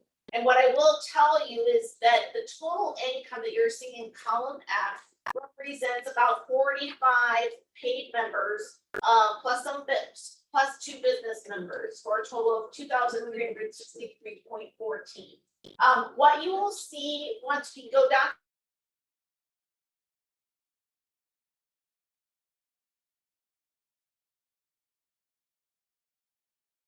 to expenses, but not yet, is that savings due to non-activity during COVID. But what you'll see at the revenue portion here is in fiscal year 25, I've proposed to the board that we must get a target of at least 60 members, which is an increase of about 13 associations. I do think it's achievable, but we do need to do that in total to make about 750 more in revenue. And then the more interesting part, I'll be able to explain it if you could then go down to expenses. Okay, so if we look at expenses, specifically the result for this fiscal year, which is column F, we come with a deficit of 4,013.19. So why is that different, or why does that seem so large? So we did something unique this year in that we started doing quarterly socials. I think it's been a fantastic idea. It's been very engaging. We've been doing a social in each district. But we are certainly looking at between $700 and $800 per social to sponsor those. And the other thing that we've encountered this year, as you all know, and is evidenced by the fact that we're sitting in Fire Station 2, is that we lost our space. We lost City Hall when it was destroyed in the April 12th flood. That was a meeting space for us. So we've had to improvise, and what we've done since last April is at times met at the YMCA and other locations. There's a cost associated with that, and that's about $1,100 for this year, which is a cost we did not have in the past. That cost also includes the cost for recording our meetings, which is an important part of documentation for us. And those are really the two areas that have been different this year: our quarterly socials and our meeting space. And I don't think that, given that we're moving into a fiscal year where we're also going to be needing to have candidate forums. As you know, there's multiple elections in November, including candidates in all our city commission districts, as far as I think the mayor election as well. So we want to be able to basically host these forums in a proper and meaningful way, there's gonna be a cost involved. What you will see in column G as the result is I have come down to a deficit of 837 for the upcoming fiscal year. But it requires that we get sponsors for our events from the business community.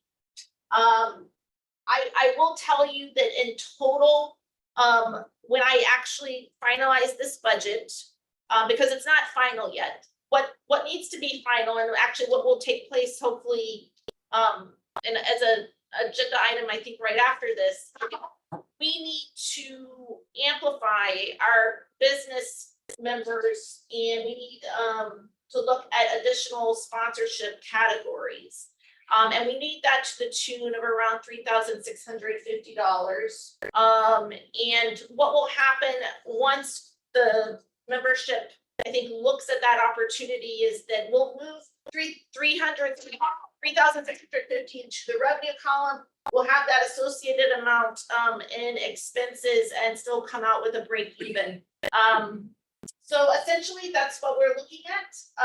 We want to be diligent with regards to finances, and I think that moving forward, there's a revenue opportunity so that we can reach out to the business community and secure those funds. Okay, so now having said that, I could, Corey, get you to put up the sheet that says sponsorship, or yeah, I think it says sponsorship on your put that up, and this is what I am proposing we add. Now, do we only have two other, I'm only seeing 2 people online now? No. Are there more? Yeah, there's one. Okay, good. Okay, good. All right.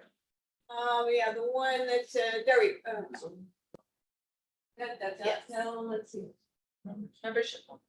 Here we go, there we go. All right, if you could just, scoot that up a little bit so all 3 of those things show. So what we have right now, we currently have the Qualified Civic Association membership at $50 a year. That's what all of us pay to be members of the council. We're voting members. We're invited to all the general membership meetings, all the socials and special events. Then we already currently have business memberships that are $100. They're now non-voting members. They're invited to all of our meetings and they're invited to all our socials and special events. And so now here's something new, a sponsorship level. And that would be, the idea is $300 to be at the sponsorship level. Again, this is new. If you know, this is a new proposal. Now they are non-voting member. They are invited to all the general membership meetings. They're invited to all the socials and special events. Their logo can be on all our communication notices. That's all the constant contact, any flyers, you know, anything we do like that.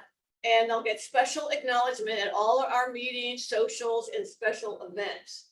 Now, if somebody has, so this is what I am proposing from talking to different civic associations that have something like this. Also, Riverwalk or some other nonprofits, they all have many, many levels of membership and sponsorship. So just kind of looking at that, I put this together myself. I shared it with the board a couple of days ago.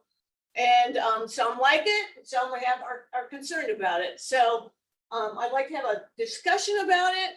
And if we can get to a point where we agree on something, I'd like to get going on this. Otherwise, we are not going to be able to have socials. And I'm not sure how we will do the candidate forums in any meaningful way. They will certainly not be like they were 2 years ago. So I see one hand up online. It looks like Christine Jones. So Christine, if you have a question, go ahead. Okay, And- thank you. How you all doing? Most of Good. the night, my internet has been out. Comcast is a mess. I just have one question. Mary, I do agree with your sponsorship level, but I just want to know, does these people expect something from us? Is there a criteria that they expect from the council? Well, I think Meaning I've just, no, what I, if you take a look at that I think there's 5 things there. 1, 2, 3, 4, 5. I just, but this is it, that this would be it right here? This would This be is all. what the- I'm, yeah. This is Okay, what I'm that's all I want to proposing. know. That's all I want to Yeah. know. You answer my question. As long as they're not getting anything other than that, then I'm good. I'm good. Okay, I'm with also, you. I should also, membership is run by the first vice president, which is Dr. JJ. And he does have a committee that is defined in our bylaws. And they can also be the ones who judge the sponsors so that we don't get, someone that's an inappropriate sponsor where there could be some kind of conflict. That's what, Right that now, was I my can't- concern. Okay. That's Like my a concern. crazy something, I don't think we're really gonna want strip clubs as sponsors, but you never know. I couldn't think of anything, that's what came to mind. How about, just before I hit the room, any other questions online at the moment? I don't see any. Dr. JJ.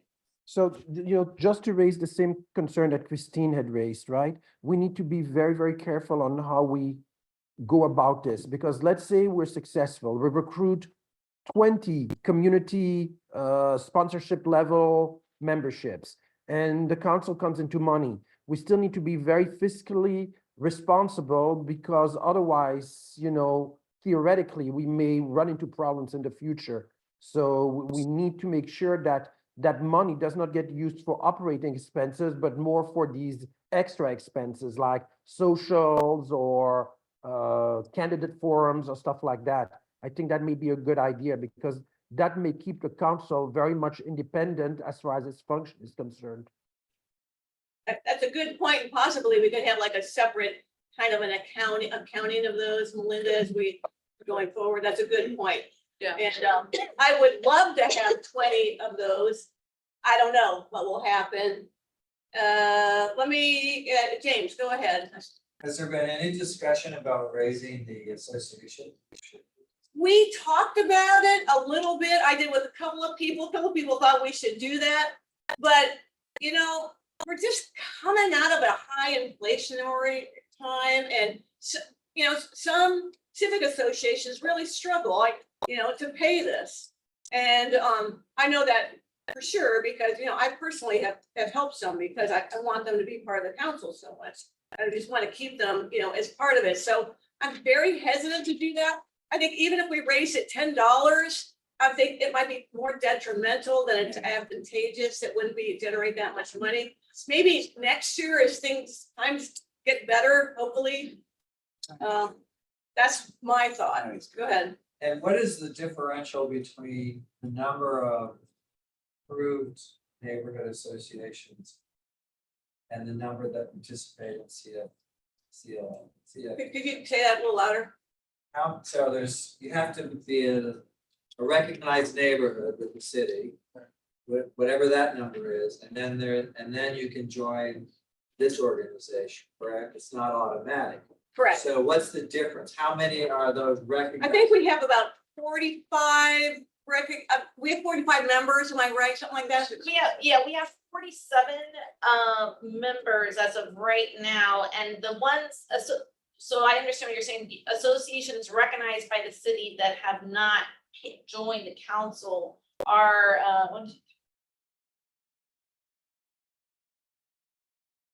are 17. Then there are associations that you'll recognize their names, but they're not recognized by the city as of last year. I guess they forgot to do their paperwork or for whatever reason. So that would be another.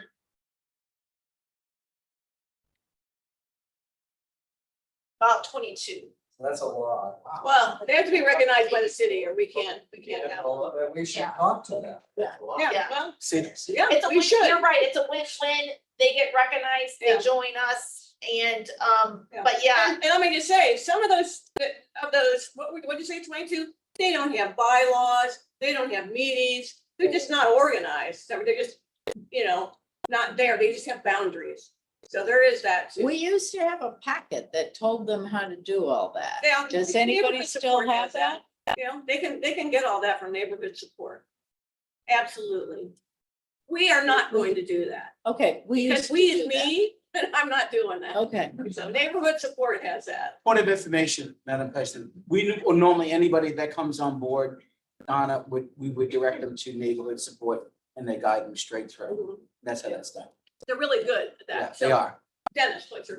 Maybe Michael knows the answer to this. When we had the candidates night in the past and associations put up their banners, did they pay toward the candidates night to do that?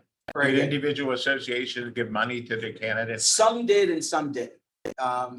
They would bring their banners and put them up and then you would have to run after them and try to collect the monies and it was Okay. kind of rough. So we just put it down, no more banners. But I mean, we could, if associations want to give toward that, they could, right? They could, yeah. An association could be a sponsor. Yeah. I think ours did. Yes, We yes, were yes. Able to do. There were some that did and there's some that didn't. It was kind of rough.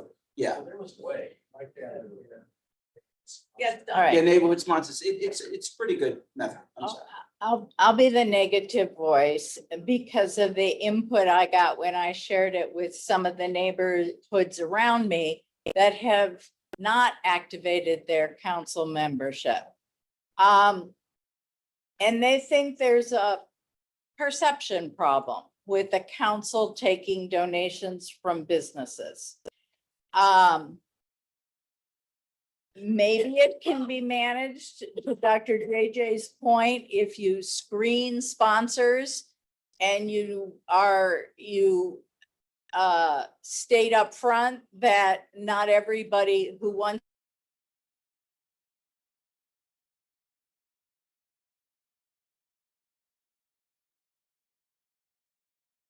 to sponsor us and a committee. Other thing that was suggested that we should maybe consider only taking in-kind donations. So maybe a place where we have the candidate forum donates the cost of the meeting space.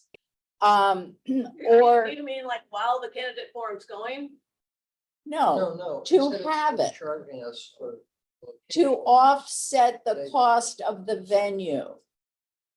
That's an in-kind donation. Maybe refreshments can be an in-kind donation. The socials can be an in-kind donation. But may I finish, please? Sure. But the concerns that I heard expressed, and they were quite vehement, were you don't want the council looking as if it has any obligation to anybody with logos on our website, etc. That's a permanent endorsement. That would be a year-long endorsement, annual. It's a long time. Can you just clarify that? So like an example? So for example, the YMCA charges us to have a meeting there.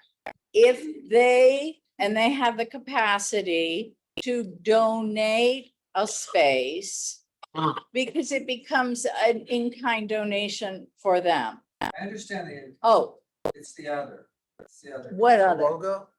Yeah, it's like you're saying the council is going to owe this business something in return. That is what people's perception is. But what would that be? That's what I'm trying to understand. Well, a letter of favoritism in a code change, a zoning dispute, a letter of support for a business that wants a license variation. Well, wouldn't that be? I mean, there's a lot of That would be up to the possibilities. Membership committee to police that. Yeah. Approve that. And just raising the issue, I Yeah, think, Melinda, go ahead. the first person I asked said, oh, so now the council's for sale? Well, who was this? This was a neighborhood that no longer belongs to the council because they don't think their needs Why are don't they being convince me of supported. this, I mean, Well, this is because what I they're- hear all the they're- time. Oh, they're people don't wanna telling join. me who's approaching them. We can go meet them together if you want. Well, no, and I appreciate your concerns, and one thing I really like from your suggestion is the in-kind donation. So, I would fully support that if, the YMCA would have given us the space for free, that, you know, at the value of, you know, 700 a night, you know, that could be an opportunity for them to be at the sponsorship level. And we could give them the associated benefits. But I feel very strongly as treasurer that we do need to accept with the vetting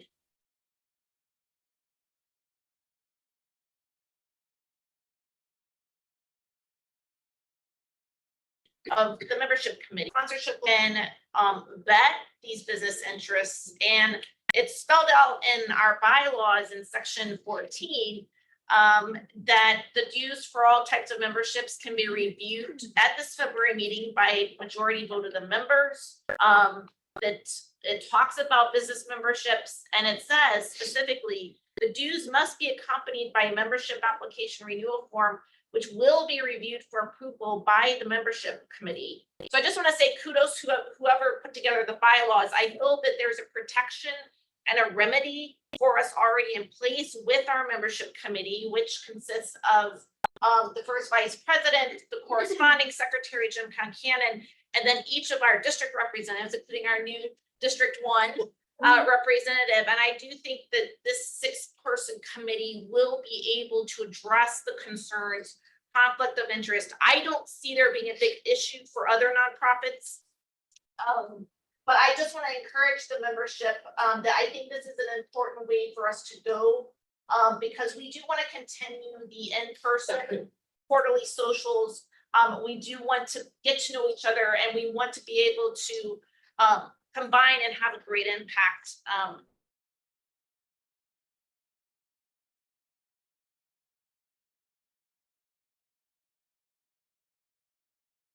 It's starting, I would appreciate Chairman, have his hand raised, so let him get him first. Okay. Go ahead, doctor, go ahead. Hello.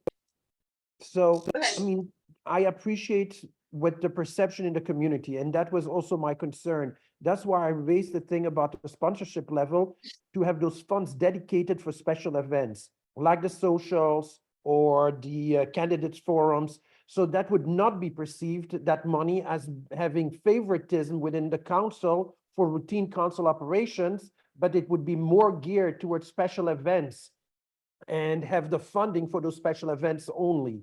I think that may alleviate some of that perception in the community. Just my 2 cents. Okay, very good, thank you. And Barbie and then Bill. What if, like you said, with the YMCA, or if you could get 3 places that you could have meetings, have a discount for that or something? Well, I can tell you, I've been to about every venue in the city. I mean, I think I have spent more time looking at places, and if I find a place that's appropriate, they have no time for us because everybody's booking them. Realize we have to have people like Corey at our things. So I haven't given up. I am still looking, you know, I'm even looking for, you know, different space than this. So, you know, we're really on the hunt, and I'm really doing what I can to get the Y to reduce their fee. Realize the Y is not owned by the city, so we have to pay an IT guy about $450, et cetera. I mean, so there's still a cost, even if the Y isn't, even if they waive their fee. So, you know, and the socials, if we want to continue to have them, you know, they're expensive and people seem to like them. I haven't heard anybody say I hate the socials, you know, so they seem to be pretty well attended. But you know, they could fall by the way if we don't No. go ahead and do something. The city picks up. So, on Bill, the go ahead. The Okay, we did some fire order. department is Go ahead, Bill. favor. I'll just pull the Band-Aid off, and I'll say the CBA has had 2 levels of sponsorships, business and a higher business sponsorship. Yes, we have taken members from the land use attorneys. We have voted their projects down. They have not ever received any favoritism from the CBA. We use that money to help pay for the technology, that when we have Zoom meetings, when they do presentations, come to the board meeting presentations, we have to pay for Zoom. When we meet at the hotels, there's IT support that's required for their presentations to come, and it has never been an issue. I also want to point out that at the socials, we've allowed those same individuals to come and participate and be part of our social gatherings throughout this past year. It has never been an issue. Right. And that's why I find it troubling. We now have an issue with it, and doing the math, raising the dues $10 won't cut our deficit and raise it. We're looking at either doubling or tripling in some cases to be balanced. 100%. Yeah, I agree with what you're saying. I think what you were saying is that an individual brought that up. And, Six. 6 did. I talked to 10 people, Okay. 6 had very negative responses. Do they participate in anything the council does? Yes and no, about 50-50. Okay. I mean, you can't please everybody all the time. Right? Absolutely. So you gotta strike a balance. And I think if we're vetting that sponsor, I mean, And we're all adults and we're gonna monitor. yeah. So I don't know why. We're not gonna do anything. I understand what you're saying. You're just a messenger, bringing the message. I get Well, that. Okay, I see we have one more I question. think I'm sorry. JJ is offering some concrete suggestions. Separate accounting, Clearly, isolate to special events. yeah. Then you have the opportunity to reassure people that there is no influence. There's no influence peddling. Madam President.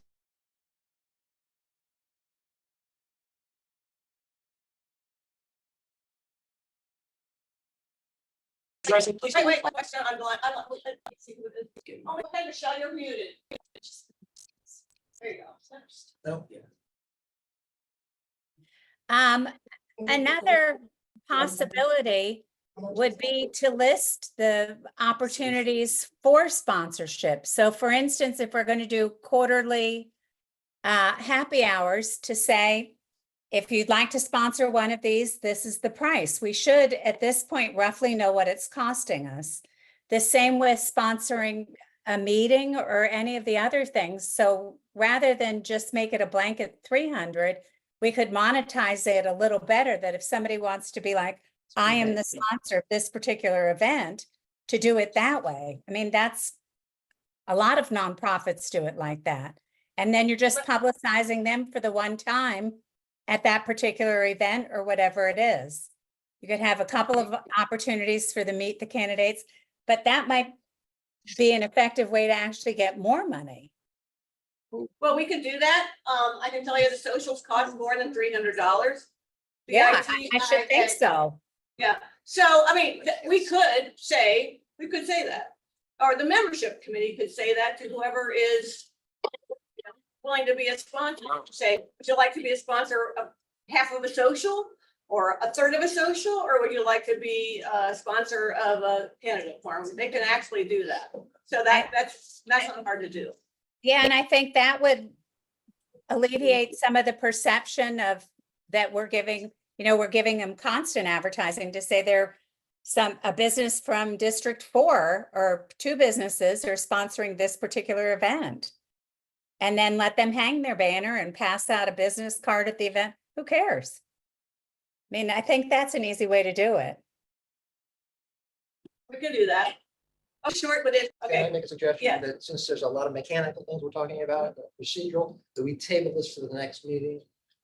Again, it's gotta be now or next year. Okay, keep going. No, it doesn't. If it's membership, if it's sponsorship, you can do it We anytime. have membership. We don't have to do anything about the membership. We already have those. I just filled them out on here. Madam President. Wait a minute, I got the treasurer. Yes. Thank you for all the comments. I really appreciate it. I do just wanna, I am gonna make a motion. I do wanna address a couple things that were said. I do appreciate some of the concerns about the sponsorship level. I really think that this is the right time to do it. I think that our membership committee is a group that we can trust to vet. And I do think that I do want to make the membership aware that we don't have a lot of extraneous costs apart from the socials. We do have the DNO, Directors and Officers Insurance. We do have our website. We do have our PO box, and these things are actually not cheap and they're going up. So I would like to make a motion that we vote tonight as a membership to approve the sponsorship level as the president has proposed at $300 to include the benefits listed. I am proposing that the money not be restricted, and that we follow through with this process according to our bylaws for this year, and then reassess it this time next year. Second. Okay, any other discussion? Frankie, wake up. Okay, I wouldn't let a lady try to leave, I blocked him. I call the question. Okay. So. My hand is up. I got a question. I call the question. Madam Well, President. yeah, they should My have been- hand is up. We just seconded the Okay, motion. go So ahead. this is Go my ahead. question. I just want, because I heard someone say earlier, we can get people who run for office. You cannot do that. I don't think you can, because now if you get one candidate that's going to give you a sponsorship or want you to advertise, No. they're going to look for advertisement. I just want to make sure that we don't get into trouble with this type of stuff. You cannot rush through something like this. You make sure that the language is correct, or the person need to be mindful of what they're actually doing, and it should be in writing on the sponsorship level. That's what I first started out saying in the beginning. If this is all they're going to get from us, they're not getting anything else. They're not going to get nothing that's going to show that we're favor them over somebody else, or we're going to favor this over this. You have to be mindful when you do this kind of stuff. That's all. That's my main concern. But I Christine, agree, but that's my concern. Christine, I hear you. I agree with Okay. you. Everybody agrees with you. And I think the membership committee knows that we're not going to allow people that are running for office to be sponsors. No, we're not going to do that. Okay. And, you know. Never done, never has been. And so, I but just yeah, wanna but make sure. we hear you. Never done, And, never has been. we got it. So, Yeah. All right, so it's motion on the floor. It's been There seconded. we have motion. There was no second. Yeah, I seconded. It was a second. Oh, I didn't hear you. I'm sorry. It was a So it's second. been- That's a question. Okay, so it's been seconded. I can do a roll call. I feel like I'm gonna have to do that. We do have a quorum. Karen, I see where you have your hand up. We called the question. So, Call the question this morning. so we're gonna go ahead with a vote because of the hour. Not bear with me here. I'm just gonna go through the paid members. Bermuda Riviera. Coral Ridge Association. I'm gonna say yes, since our rep isn't there and I am the alternate. Coral Ridge Country Club. You need to Here. say yes. Okay, do you Here. want, can you, She said that's a Yes yes. or no? is that yes or no? I'm sorry. I thought you were just doing roll call. Yes, I'm in support of the motion. Okay, Coral Ridge Isles. Not here. Coral Shores. Not here. Gulf. Not here. Imperial Point. Betty was there. It was. It's all wrong. We got too late. Watergate Isle. Palmer Village. No. No. Okay. Poinsettia. Yes. Thank you. Sunrise Intercoastal. Yes, The Landings. he's there. Did you say yes? He's on mute. He's on. Just nod your head or. one way Yes, or the other. yes, yes. Okay, thank you. Birch Park, not here. Central Beach is a business. No. Oh, no, I mean, right there, I'm thinking. No, you're voting no? Yes, Okay. I support. Dolphin Isles. Flagler. Golden Heights is here. You say, Golden Heights is here. oh, Gulf, yes or no? Golden No. Oh, Heights. Golden Heights. Golden Heights, no. Okay. Idlewild, No. Lake Ridge, Yes. Lauderdale Beach, Yes. Middle River Terrace, not here. Nurmi Isles. Madam President, that Golden Isles is, we can't find it. It's a paid memo. I need to, I got it right here. I got it. It's just without an order. It's in perfect alphabetical order. Oh, they are, sorry. Progresso Village. Not here, okay. Sailboat Bend. Victoria Park. Didn't get back on. Golden Heights, we just heard from. Historic Dorsey. Lake Air. Lauderdale Manors, Yes. Melrose Manors. River Garden. Rock Island, Yeah. Beverly Heights. Cooley Hammett. Croissant Park, Yes. thank you. Downtown, Yes. Harbordale. Harbor Inlet. Lauderdale Harbors. Not there. Lauderdale Isles. Rio Vista, Yes. River Oaks. Tarpon River. And get back on. City Alliance, that's right, they're, don't vote, they don't vote. Point Siena. There. Edgewood, he left. South Middle River, I think they already called them. I think I'm done. Yeah. Harris.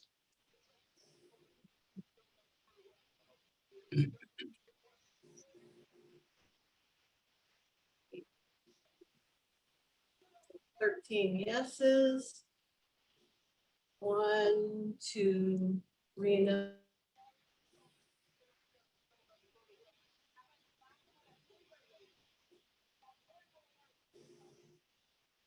Noes.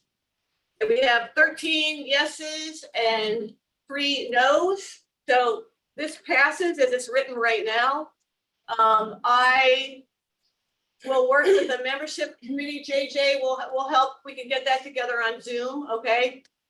And we can maybe establish some rules within the membership committee that we think might be appropriate. Sound good? Yes. Okay. All right. Now, because it is 8:37, I hate to tell you, Leanne and Jim, just I've sat here through all the live long night. I can give a very quick report. how quick can you be? The 1 council, minute. Okay, so I'll tell you what I am gonna do as far as the P3 bullet points. I will send that out to everybody with an explanation of what happened with those, so that we're not talking about that now. I don't see Marilyn online anyway. So, okay, Jim? charter review, last meeting, a lot was covered.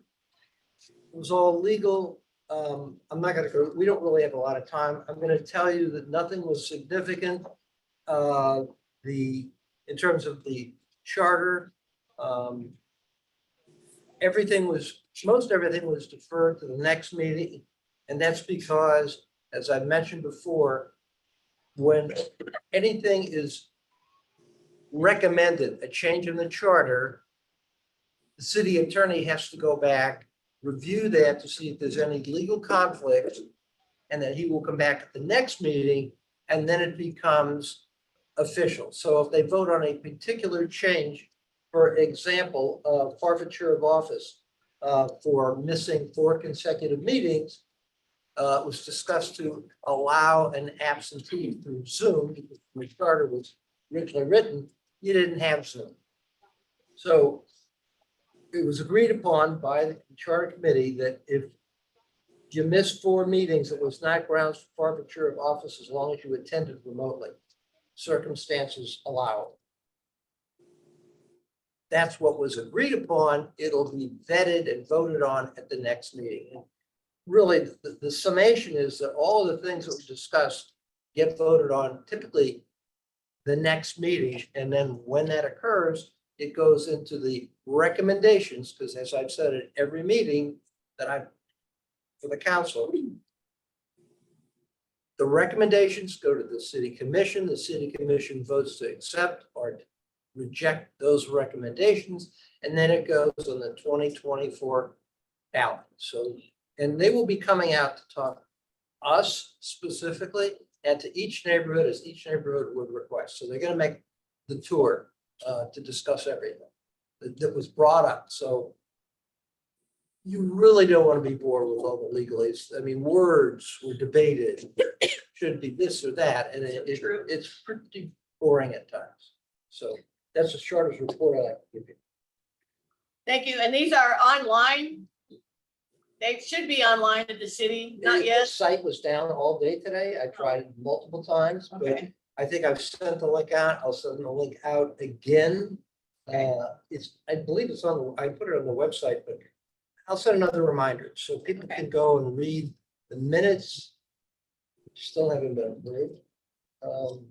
And anything else I want, there's a video on YouTube. You can always look at the video on YouTube. Just go to YouTube and then type in for search, Fort Lauderdale Charter Revision, and it'll pop up. Okay. Okay.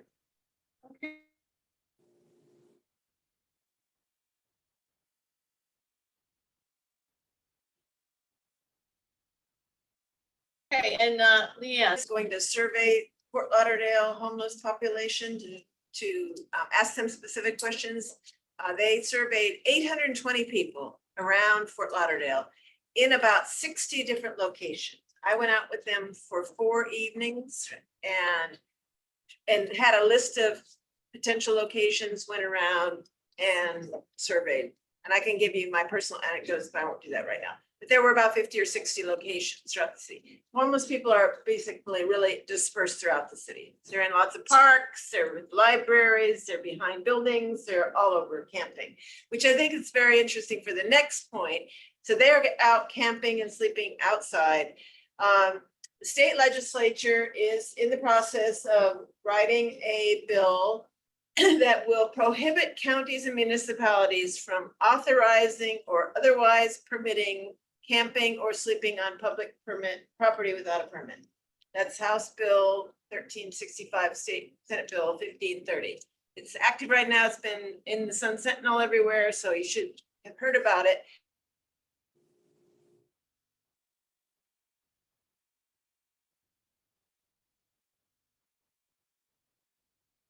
And prohibit counties and municipalities. They're also going to authorize counties and municipalities to designate public property for this purpose.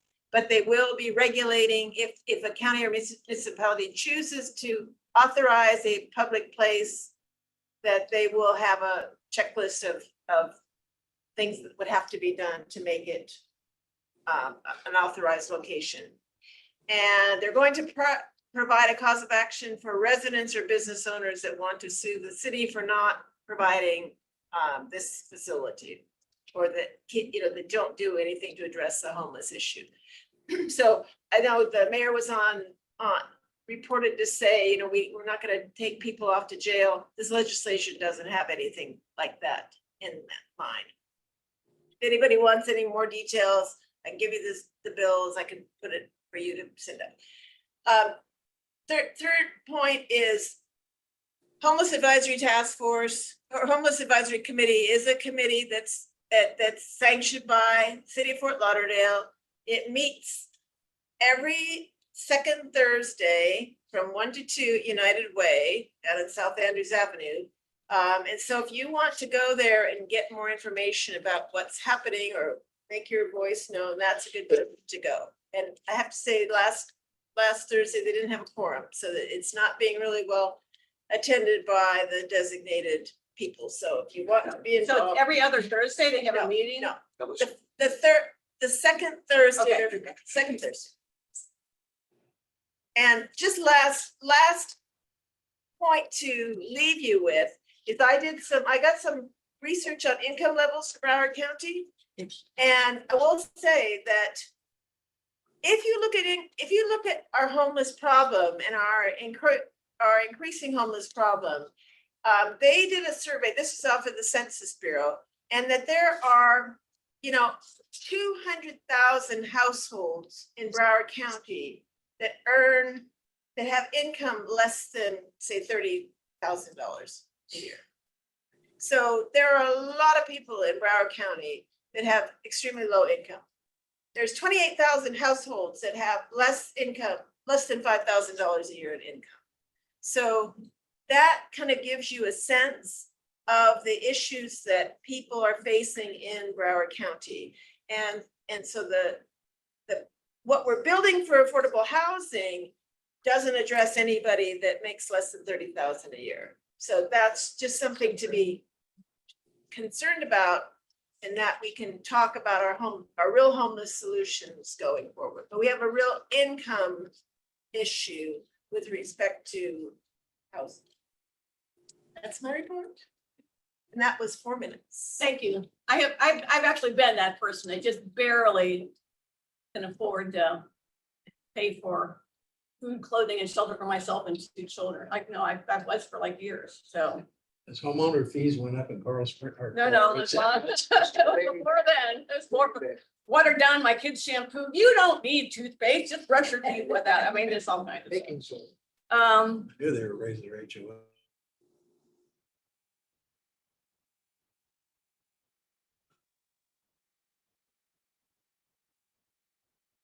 thank you all for your short. We do have questions or concerns or change. I shouldn't shut this. Regarding the minutes, everybody got them.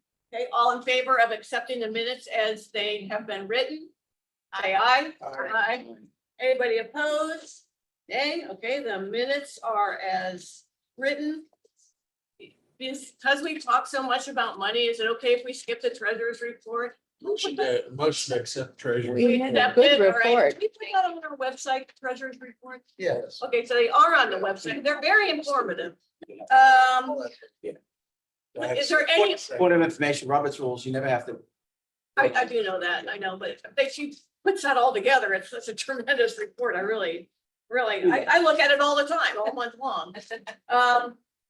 Our next general membership meeting is March 12th. It is here. I'm trying to get some Broward County people to come. They don't answer me, so just bear with me as we try to like get an agenda together for that. And if there isn't any old business, oh, you raise your hand, James, yeah? I can just make a suggestion to limit speakers to only 2. I can't hear you. I agree. Limit speakers, only have 2 speakers per meeting. Tonight we had 3. Yeah, I agree. yeah, it was a lot. It was a lot. And I don't think I anticipated how long the police would talk, That emotion. or there are the questions, and I don't want to stop people from asking questions, but I think you are correct. I agree. I agree. Listen, we have all these fob signs here. So grab some, I'm gonna take 5 more. No, you're in for the good of community. Right now. It's, Okay, I move that we only have 2 speakers per general meeting. And I second it. I don't want to do that. I don't want to be you're restricted like violating that. Robert's rules there, buddy. I don't want to, if somebody wants to take over the job of putting all the agendas together, they're more than welcome to do that. Right now, what I'm trying to do is get Commissioner McKenzie and Commissioner Dr. Pamela B. to come to our next meeting. And I've invited them twice, and I saw them in person yesterday. I grabbed him by the arms and he said, oh, yes, but we'll see. Maybe Christine can help me with that. Christine, I'm not gonna lean on you to help me to get the 2 commissioners. Don't be mad. You heard me. Yeah, I heard you. All right, so listen, you all, thank you for sticking with me through the whole thing. I don't know if you saw me, but I blocked Who is that? blocked somebody. I wouldn't let them leave because I wanted them to stay to vote. So I Okay. appreciate everybody sticking with us to this late hour, and have a nice night. And Okay. everybody that's here, drive safely, grab some fob signs, please. All right. Okay, guys, have a good evening. Thank you, everyone. you. Okay.